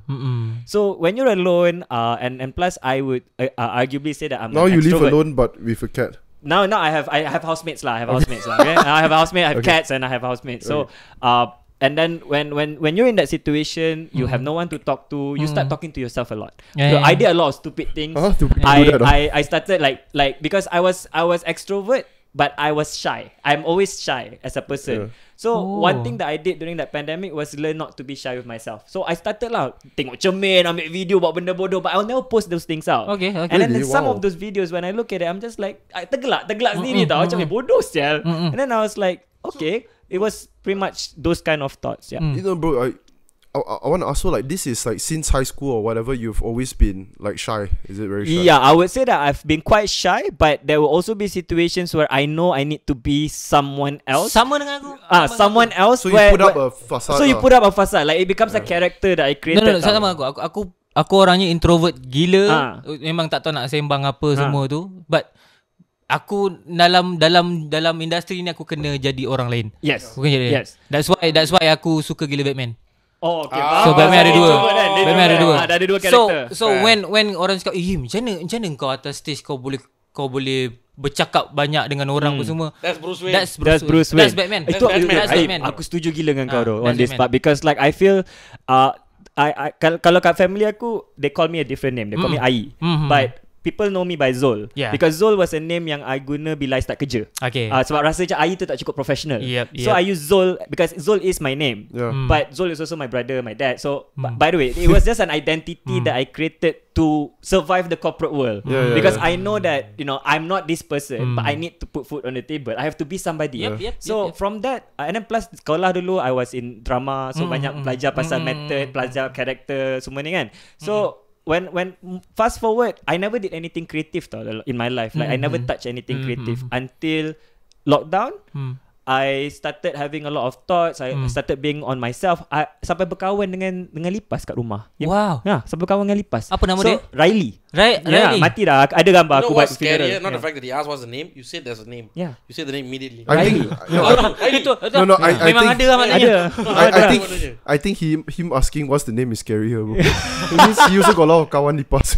No, but he answered them fast. It's like Riley. Yeah, he answers them fast. But that's pretty much that. And then like on if you were to look at me from a third person perspective, you would think I'm going crazy though. But if you look at it from, let's say, comedy punya lens, benda ni lawak bodoh. Like you kau kau seorang kau jadi gila, kau sembang dengan lipas. Macam, Tapi semua komedian memang gila. Yeah, memang gila. of course like every like that is very universal. Semua komedian ada mental health issues. backstory. Ada backstory kenapa lah. It's like a villain origin story lah. Yeah, kan? yeah. So for me this was that. I was going so much personal stuff. I couldn't meet my friends. I have to process it alone in my small studio So you decided to apartment. do comedy as So I started having more thoughts. I went to Twitter. I started writing these thoughts, and then the thoughts like Do people like it? dude, people started liking it. People start liking the things I tweet, and then I was just like, maybe I should write more. Like not tweets, but I should just write things. Wow, bro, I actually remember seeing some of your tweets. Damn This is dumb, 2021, right? Yeah. I mean, I don't remember what you said, but I actually remember you tweeting. I'm like, oh, okay, Oh my god, yeah, I'm not proud of that, but I started writing more. I didn't take pen and paper lah, but I put it in my notes, my phone notes and stuff. I started writing stuff that I went to Berak, I write stuff in my head. I went to shower, what I was thinking in the shower, I write it down because I felt macam like maybe I'm not so crazy if people feel what I feel. Kalau ada orang boleh relate Maybe kepada, there are other people like maybe that. there are other people like me. So Because you actually thought that you are going crazy. I thought that Dude, you had thoughts like comedians have. yeah, Dude, you would really think you're that you going crazy. do because Yep. like for some comedians it comes from going through so much trauma dalam hidup orang, comes from a place of tragedy, and let's be real, we all have faced tragedies in our lives before, and we all process it differently. Now for me was I never thought about the comedy thing. I never knew about comedy. I always thought about it as like an industry that is super far away from me tau. Like you look up The to the greats people, are doing the it, greats right? are doing it, like, and for me I grew up with all these like international stand-up comedians, like Josh Carlin, you know, you get to watch like Kevin Hart, like all Dave Chappelle, all these greats, right?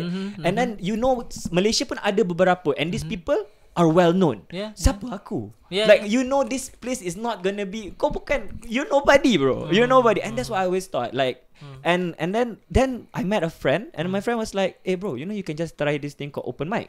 And I was like, "Apa tu?" Who's like, the friend? Arul. I see. Yeah. In 2021 Yeah, back in 2021. So I was talking to Arul, and Arul also another How do you comedian. know Aro?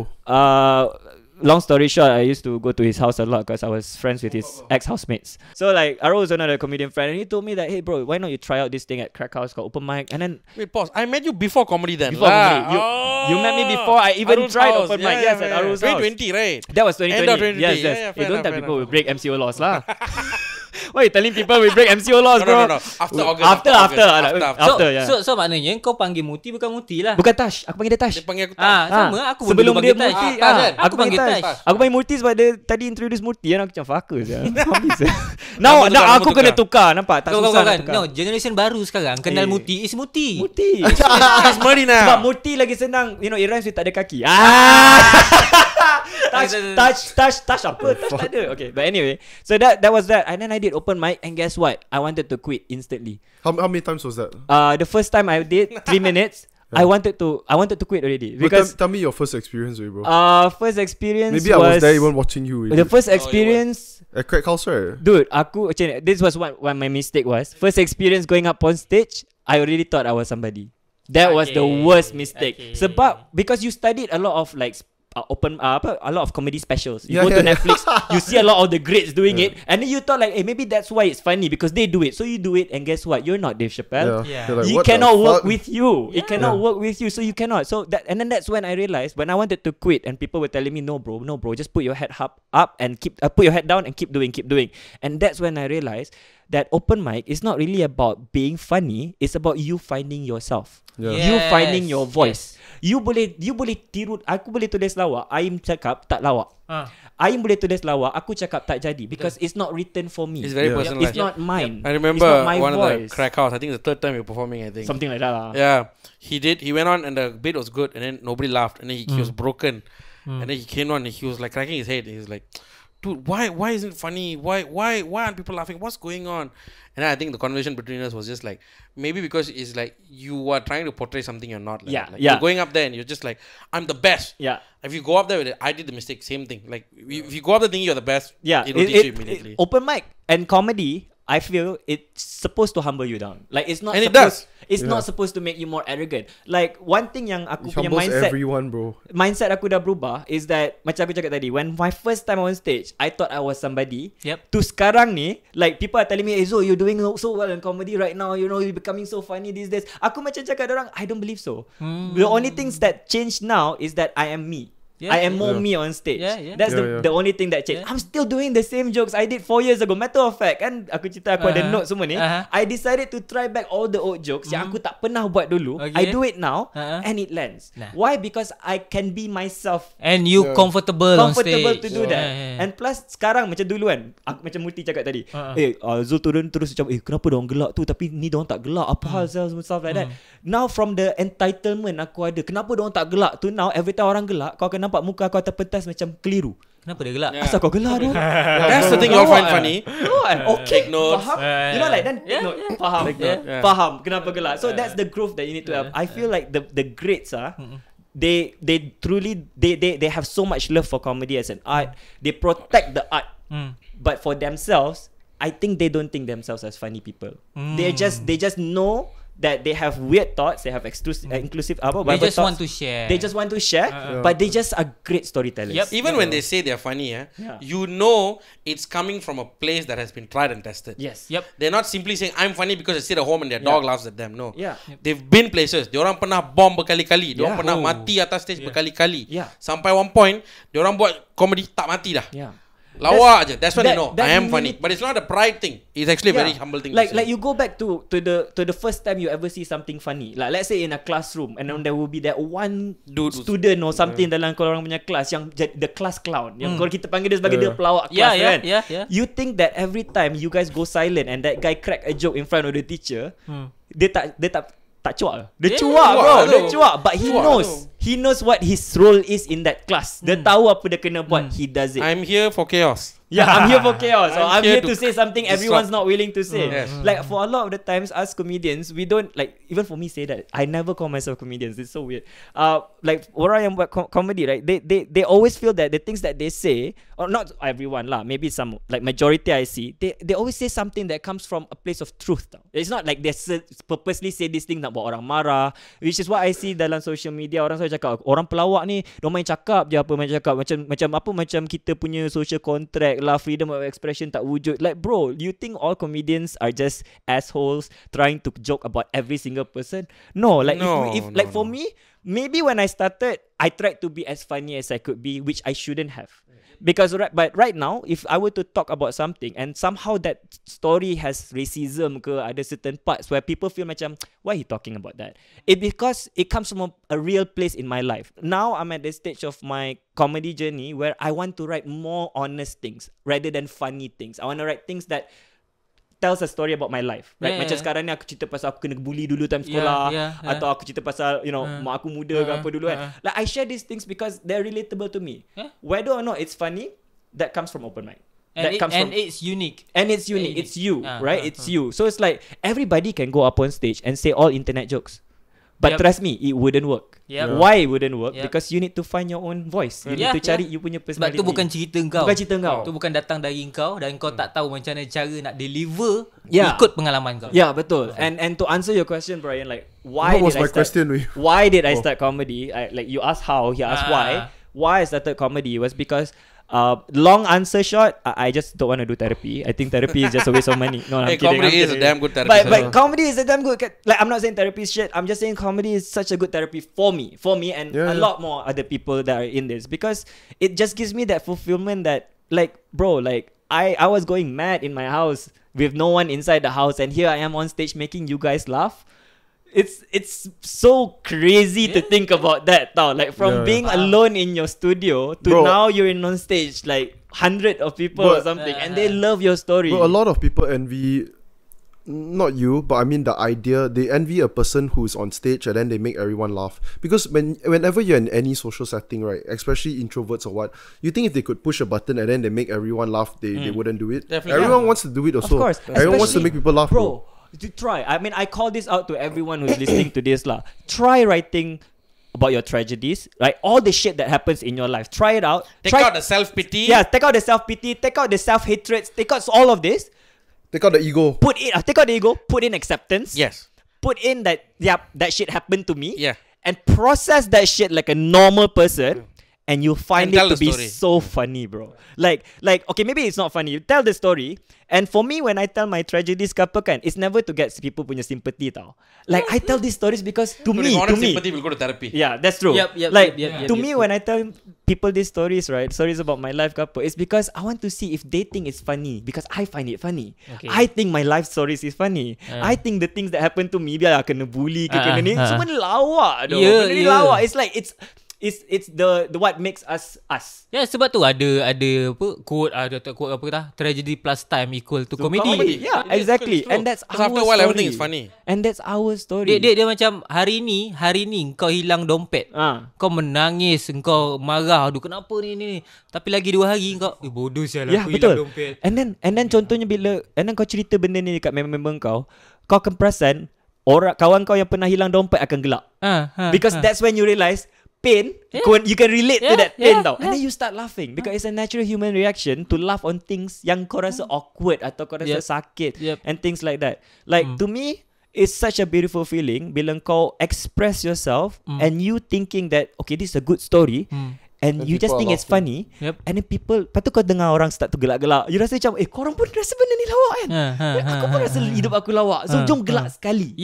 Jom gelak sekali. That's the point of kita bukan nak tunjuk kita ni, aku ada cerita lawak, nah gelak. No. Betul. Kita nak ajak orang gelak bersama. Betul. And I think the issue is when whether they're comedians atau they're non-comedians, when they think that comedy is about making everything funny, to the extent sampai kau get off stage pun semua benda kau nak buat lawak, that to me is a problem lah, right? Of course. Whereby like some people, aku pernah dengar ada je member aku yang bukan comedian, saya cakap kat aku boleh buat apa kau buat, and then they do their best self in that sitting untuk cuba melawak engkau, like cuba out lawak engkau. In the social, so in the social setting, they try to out funny you because Okay. they think they can be better than you. That's But like- to me, it's like that's called insecurities, I bro. never assume that I'm funny. Yeah. You probably are right. You are funnier than me. Betul. But do you have the But I'm balls to funny do this on also. stage? Huh. But do you have the balls to do this on stage? Yes. No, you don't. Right. Then shut the fuck up. I strongly agree. Itu je. It's not that. There are a lot more people that are funnier than comedians. 100%. Yep. I agree. Yep. Tash, for example. What did I do? You're so funny, dude. Thanks, man. So it's a Tapi singing. seberapa ramai But yang how berani? many of them berani to do Yeah. that? To be so, So raw, many, bro. to be so like kau strip off macam kau bogel tau terpentas. Yeah, That's how yeah. that's how vulnerable you are. Okay, so I did 10 times.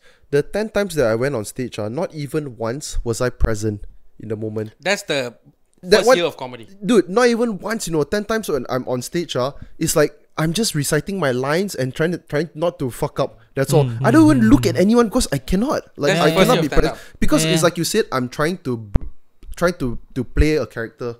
So the first time I did it, I knew already 2 weeks before that I was gonna do it. Supposed to do it this week, and then my friend's supposed to go with me. Then he say, "Hey, next week." Then okay, next week. Next week he also didn't come lah. But I had 2 weeks to prepare, and I wrote something. It took me like 2 hours or something, or 1 hour lah. I wrote it, and I kept telling myself the whole 2 weeks, oh, it's nothing. Don't nothing to be afraid of. Just go. I try to hype myself up, like go up there and just be Dave Chappelle. I thought it just bring the energy, bro. Like bring the energy and talk like him like that. I literally talk like that. So I went up on stage and I told this stupid story about getting 2 parking tickets 2 days in a row lah. Okay, I don't know how the fuck that's funny lah. Okay, the punchline was like MPPJ, someone don't need pay lah, like that. Okay, I went and say my whole 3 minutes. The whole 3 minutes, right? Like then after 2 minutes, I realized like, what the fuck, everyone just staring at me. Then I kept continuing until I finished. When I finished, I said the last line. Then I said this. I said, I came here, I thought that you guys wanted to hear my shitty joke writing. Actually, what you guys wanted to hear is racist jokes. Then I say Malay people are lazy, Chinese people only care about money. Then they broke. And They Indian start people, laughing. yeah, they start laughing. Then that's when I realized that, oh fuck, man, it's not so much. Even if the racial shit is not there, the fact that I suddenly broke and become myself, also Yes. they laugh already. Yeah, exactly. They're like, oh, he gave up acting like that person. And You know why they that's laugh at funny. the moment? Because it's like, Yeah. that's Bryan. Yeah. Yeah. And that's the beautiful part about it. Like, you can be so prepared on the dot. You have written like a solid 3 minutes and word by word kau hafal. Everything to the dot. And then kau try to deliver. You realize it's not funny. Lepas tu that moment kau pecah. Kau sebagai manusia kau, you know what, fuck you guys lah.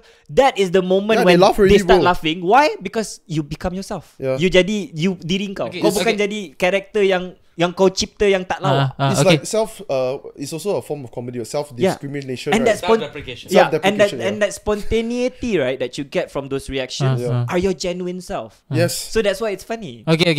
So kita asyik sebut yang rasis punya joke senang, rasis punya joke senang. So orang akan ingat, okay, so maknanya naik atas nanti buat rasis punya joke ah. Tak. Memang kita akui rasis joke punya senang, tapi how kita balut benda tu. Yeah. How we rap, how we set up, kita tak boleh naik Cina kaya. Dia short nak cakap, Ha. bukan semua benda racist boleh jadi lawak. Bukan semua benda racist lawak. Tapi semua benda racist ada potensi untuk jadi lawak yes. jikalau cara penyampaiannya Betul. bersesuaian. Betul. Itu semua pasal cara penyampaian. It's Macam all kita dengar about Mak Sabah, Nizam, Ha. Ayim all tu. Ha. Ada elemen racist, memang ada. Tapi ada sebab kenapa dia cerita pasal benda tu. Ada cara penyampaian dia, betul. Ada arah yang dia nak. Point of view dia apa? Point of view dia. Cara diorang menyampaikan tu, diorang nak kita orang pandang satu arah. Pandang topik tu from one angle. Yep. And then pandang dari sisi ni. And then pandang dari sisi ni. Yep. Tengok Irony. dari sisi yang tak ada prejudis. So Then you can be funny. So this is the question. I think some will agree, some will not lah. Is it important or necessary for your story or your joke to be truthful, like come from you, like a true Oh, story? is this the apa nama the Asam Minaj emotional truth thing? No. I'm just asking Oh, because I okay. know some people say it's very important. Some people say like, yeah, No. some people say you exaggerate here and there. It's fine. It enhances the storytelling. No, there are Kena- comedians kena truthful if it's your own story. Yep. Or if you're trying to put out a proper message. There are tons of comedians who do made up stories. Tapi kalau untuk aku selalunya ada beberapa few yang nak mula buat stand up ke apa akan Yes, jumpa of aku. course, of course. Aku akan cakap cari benda yang paling kau resah. Paling kau rasa tak puas hati. Apa benda? Kenapa? Sebab itu yang datang pada hati kau. Itu yang betul-betul aku tak puas hati lah dengan aku punya Macam jiran. rant, like a rant, Aku ranting. punya rant aku tak puas hati. Kenapa? Sebab tu yang paling jujur dekat dengan kau. Fair enough. Kalau kau cuba cari isu, contohlah kau baru nak buat stand up, kau cuba apa isu Oh ni isu vernacular ni. Tapi kau tak ada resah pun. Kau tak puas hati pun. Kau just ikut orang Kau je. tak ada yeah. opinion. Kau tak Bro, ada. you know what's the same? Like you see people doing content. Some people, you know those people that they post every day, then they start ranting, blah blah blah. People love that shit, man, Yeah. because it is coming from inside also. Yeah, They that's let out true. the truth. Macam aku is like, to me, it would be nice if it would be best lah. It would be best kalau the jokes are honest, the jokes are truthful, and the jokes are original, of course. But at the end of the day, we also know like it's just the same thing like music. It's just being sampled of the sample. Some jokes are just sample of another joke, of another premise, of another things. And when it comes to a point of original, pun susah nak kita pinpoint if that Of thing course. is still original That's anymore. on the originality Yeah, of the joke originality. itself. Nothing but is it comes original. off, nothing is original. It's always inspired by something. Like even like what things that happen to me, the fact that some people may laugh is because it also happened to them. Yeah. So Yep, it's yep, not original per se, but what is important is how you say it, and How you look at it. Is it and how you look at it. Do you provide a fresh perspective to Exactly, things? exactly. Do you provide like in music a fresh beat, Exactly, a different exactly, rendition of exactly. things? Same thing with comedy. You and I like, can both fall down from stairs. Yeah. But how I look at it, Yeah. if I come up with a new way to look at it, people laugh at it. Yeah. Because they also have fallen down from stairs. Yes. Tapi diorang tak pernah pandang isu tu dari From that sisi, perspective. So you might think that, oh, I'm just clumsy. Oh, fuck, I did that. Or some Yeah. people might think I'm a fucking idiot. Why did I do that? And then I'll come like, the stairs hates Indians lah. Yeah. Yeah. People like, that's so stupid. Why is that funny? Because there's no way the stairs hate Indian. But Yeah. I am so dejected in my head. I'm like, the stairs must be racist. I've never seen Malay people fall down. Like, stupid shit. Last question now. So why do some people find jokes that they hear comedians do on stage, stand-up comics, why do they get offended? People get offended. I think it's some part. Okay, It comes I from can, insecurity, I think. the only way I could. Okay, the only thing I could think about. Okay, let's this give an is- example of a joke that someone got offended at. Then we think why. Oh man, Oh, there's I too think many. the only. No, I think the easy What? way to answer this is very simple. Muslincia, the MH370. No, that's Yeah, bad yeah. joke. That's bad joke. Itu bad joke. That's Itu bad bad joke. joke. It's just tasteless. Like there was nothing funny there. You were just nah nah nah. Like, What about the recent one that got cancelled? What was her name? The Singaporean. Sharo Chana. Sharo, yeah. Yeah. Hey, what Wow. happened? That one. No lah, that one was cancelled because apparently. What was some the of joke? the- Do you all, It There was no touched- joke. Apparently it touched on 3R, but it was Ah. an old joke back in 2018 or something, and the video recirculated. but on did social anyone see the video? No. They did. That's how the police report No, I was mean, made. did any of y'all saw? No. Me, no. To me, it was just like, oh, it's part of that year. No, okay, wait. When Shahrukh I saw Khan's- this in the news, it was like, oh, it's that time of the year. Oh, Politicians lah, Hey, bro. July already. Yeah. You like already a politic, bro. No, I think okay. So You like if you look at Shahrukh Khan's issue itself, you can tell already. Like, to me, I feel like it's the lack of critical thinking.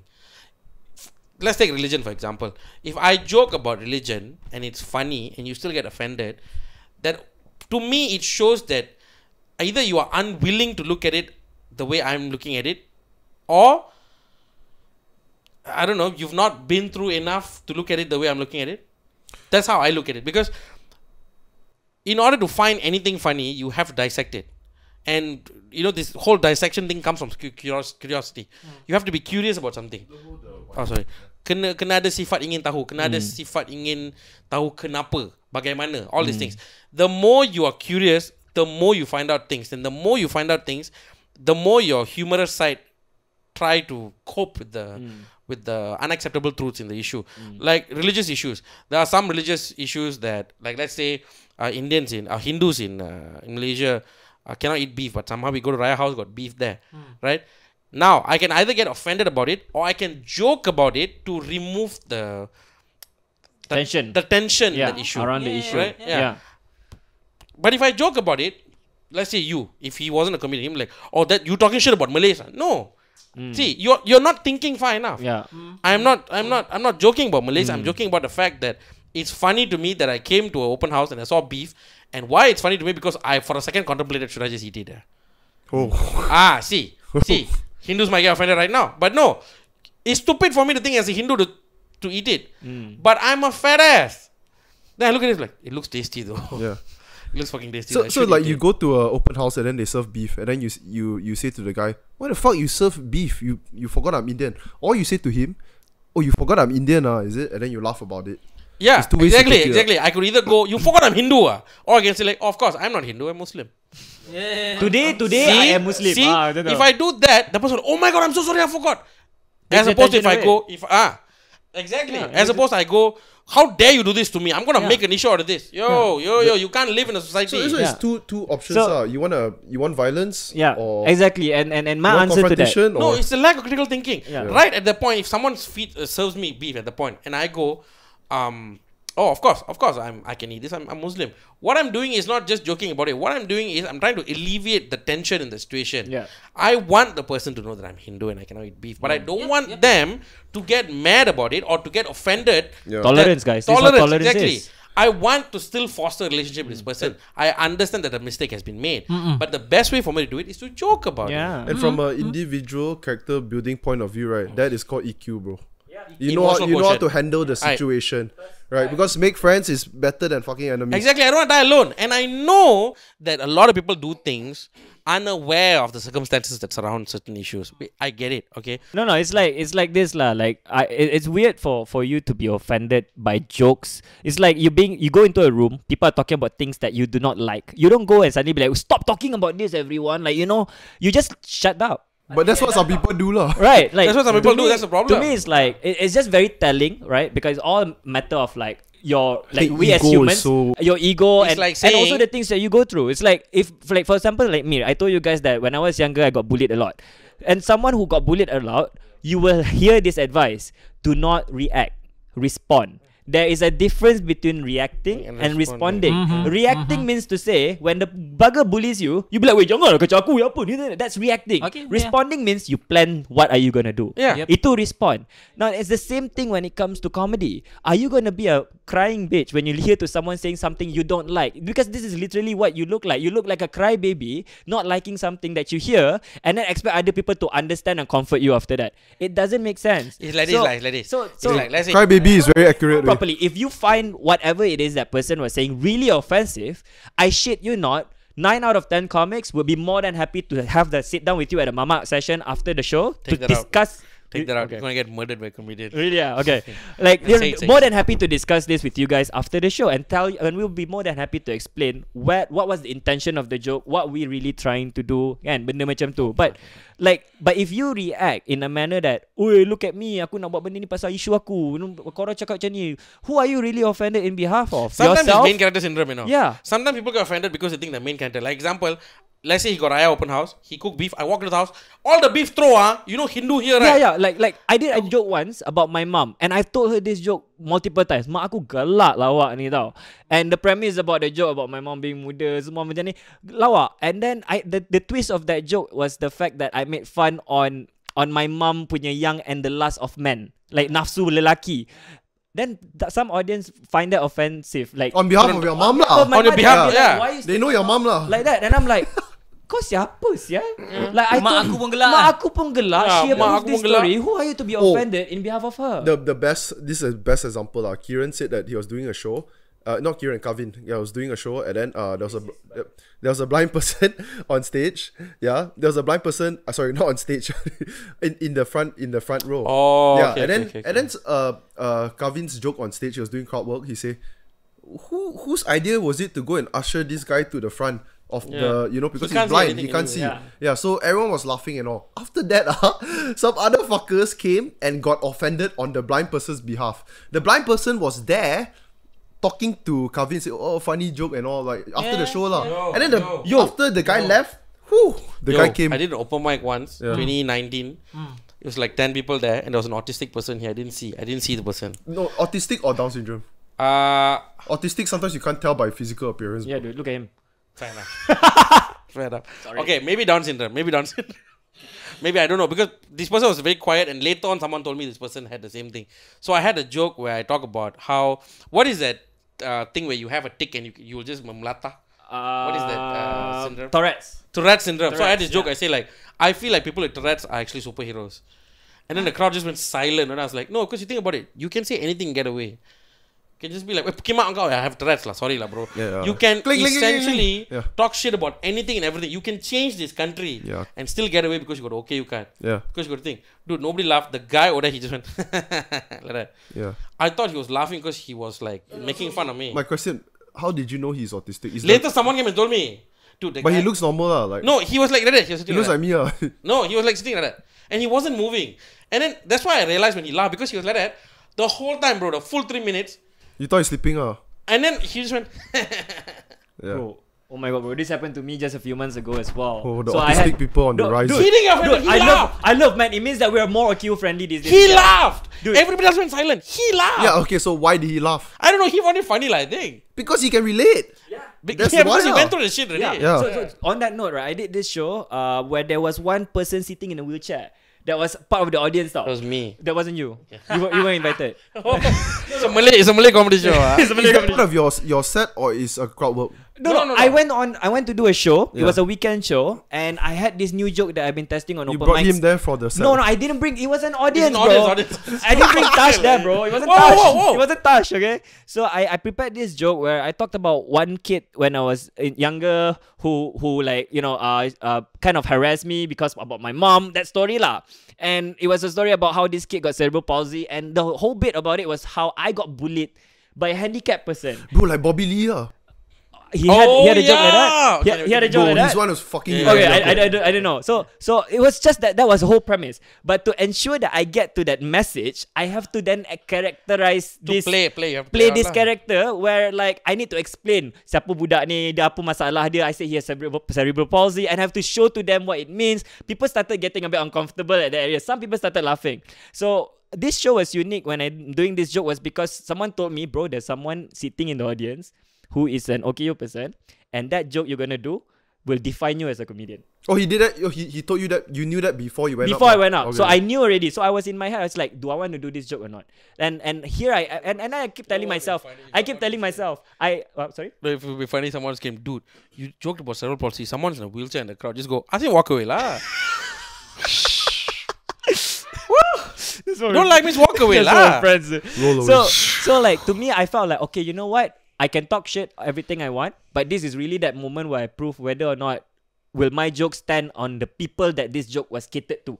Will it stand or not Fair towards enough. these people? So I tried it out. Some people started to feel a bit uncomfortable. I made sure I didn't call out this person in the beginning supaya audience pun feel that raw emotions what they're feeling. Some of them feel uncomfortable, but the joke makes sense. But some of them started laughing a bit. And then by the end of that joke, everybody laughed. Because approaching the end of the joke, I actually pointed out there's one person sitting in the audience and she was having the best time of her life. And when everyone was looking at her, she was throwing her arm like, ooh, ooh, ooh. Yo, I'm chill not with lying. the. Really? I'm not lying. She was just like, ooh, like that. Are you impersonating a seal or what? I mean, No, that's Bro, that's worse than what I did. That's worse, I did visual motherfucker. representation. Bro. That's You did worse. fucking Yeah. whatever shit that That's was. worse. Okay, yeah. So I asked, like, do you have That's cerebral worse. palsy? Because cerebral palsy means you have difficulty control your muscle movements, and then you Neuromotor. talk also like that. Okay. Macam civil system. Yeah, motor function So is she off was. lah. I asked, do you have cerebral palsy? And she said, yeah. It's like she was enjoying that. Thank you whole for coming bit. to the show. So I was like, thank you so much, guys. Like those who were fucking offended, fuck you. She's the one She who was the bullied one me. who's like, everyone was like, whoa! Like, dude, literally, right? It was that moment, right? If you could have seen it, it felt macam everybody was carrying her. Macam you tu, didn't like, she was post the it, king. bro. I didn't post that shit. Why? I didn't post that shit. Then able-bodied people come and get No, offended. but why you didn't record? No, I didn't record that part. Oh, That but you part would have aku tak posted, record. right? Huh? You would have posted. I would have if posted it. Yeah, I would it's have posted good it stuff because, to because show it. at that time I was recording my bits and then like it was already the end of the bit and then because the guy who was controlling the camera already cut it out. So because that was literally after I finished my punchline. Yeah. And then I already delivered it. But I just okay, that's all. By the way, but there's one person here. Time to do the cut lah, so I don't have that. So You are tajuk causing podcast problem. ni don't be offended. Yeah, on let's comedy. get it. Don't be offended. Let's get offended. Let's get offended. Bro, someone told me this is damn funny. He said like LGI is let's get Indian. Because there was so many Indian on the podcast, bro. Thank you. It's true. So ni first time Let's get it. Melayu jadi Let's get it. diversity. Let's lah. get Indian. Ni first time Melayu and diversity tu. Ada Melayu sebelum ni. God lah, bro. Apa? Perempuan, one podcast had all Malays, right? The 2 girls, 2 boys one. No, I can't believe. Bro, No. they are Malays but they don't speak Malay lah. See? See? I'm more Malay lah. Yeah, you are. yeah. Duh. I'm Kau right. makan guna tangan tu, aku respect tu. Tak apa tu. Aku suka makan mud rock. What? Mud rock. Kak O. Kote siapa tu? Mat Rock, the restaurant. Oh. Kote siapa? Kote siapa tu? Kote siapa nama Mat Rock? Ada ke? Tak tahu. Wami lah Ayim. Mat Rock ya, apa ayam kunyit? Ayam kunyit. Ai. It's ayam kunyit. Itu saja kita punya tazkirah pada hari ini. Sadaqallahul-azim. Bryan dah masuk Islam dia esok. Saya masih. Saya masih. Saya 50-50 lah. But Ayim before Islam he Kelantan. Di Kelantan first. Aku bukan Kelantan lah, babi. Ayim lah aku jual lah babi. Dude, everyone really thought that he's from Kelantan. Dude, I thought he's from Kelantan. Oh, because of the Doesn't matter the anymore. joke No, that you actually talk kan, about. from the fact yang dia viral hari tu really Yeah. shows he's not Kelantan. Kalau dia Kelantan dia tak akan viral time tu. Means those people never Sebab dia watch bukan the joke Kelantan, lah. orang Kelantan marah. Kalau dia orang Kelantan Tapi dia aku akan ada kata, darah Kelantan. Itu yang orang tak tahu. Ada tak tahu. Sekarang aku bagi tahu. Siapa belah kau? Kelantan. Mak. Sebab Mak Pahang ke? Mak aku, Mak- ya, Oh. mak aku Pahang, so Banjar Timur. So dia ada juga Family dia. dari sana. Oh. Okay, guys, let's wrap, man. Fucking long already, bro. In fact, Bryan, let's continue the podcast. So, Tak nak balik ke? Balik lah. ya, aku sumpah kagum tu. Malaysian politician datang rumah kau. Aku macam sial. Serius tu? Banyak masa orang. Banyak. They got politician, siapa got datang? porn star game. Puyi kamu dia. No, I haven't. No, cause I feel like nothing to. Siapa Malaysian politician? Talking is not the best feature. No, if I talk to Puyi, it's not gonna be. It's like everyone hear the same story. How you start, with your parents, blah blah blah. You know, get offended. It's like if I get her on, it's like we Okay, just talk about. what if we help you craft 10 questions to Can you her? ask Puyi if she willing to date Malay boys or not? I got money, yeah, sure. Dia open-minded lah. Bodoh. Dia tak open minded tapi dia open baju. Hey! Alright, guys, that's it for today's podcast. I hope you enjoyed this episode. We've got all races in this podcast today. We got Chinese, we got Indian, we got Malay. Yeah, if you guys want to see more of Campur Bahasa sort of podcasts, yeah, leave a comment in the comment section. We've got Ayim Razak, we've got Murty. Zul. Komen Ayim permanent. Yes, and also before we end, we are all Malaysians. We are all making fun. We are all joking. We are all talking open-hearted. Kita orang cakap secara terbuka. Jangan salah faham. Yeah, okay, guys, that's it for today's episode, and we will see you in the next. Kenapa today kalau keluar malam macam mana? Allahu Akbar. Guys, leave a comment, hit the subscribe button. Most important, hit the subscribe button, and we will see you in the next podcast. Bye. Assalamualaikum. To my homies, I'm missing my oldies, my brothers, my cronies. We all went to court, but before only courts that we knew were the ones where we were shooting three, selling Kobe. To a legend, rest in peace to the old me, rest in peace to my brothers, rest in peace to my whole team. The oldest, I'm missing my shawty.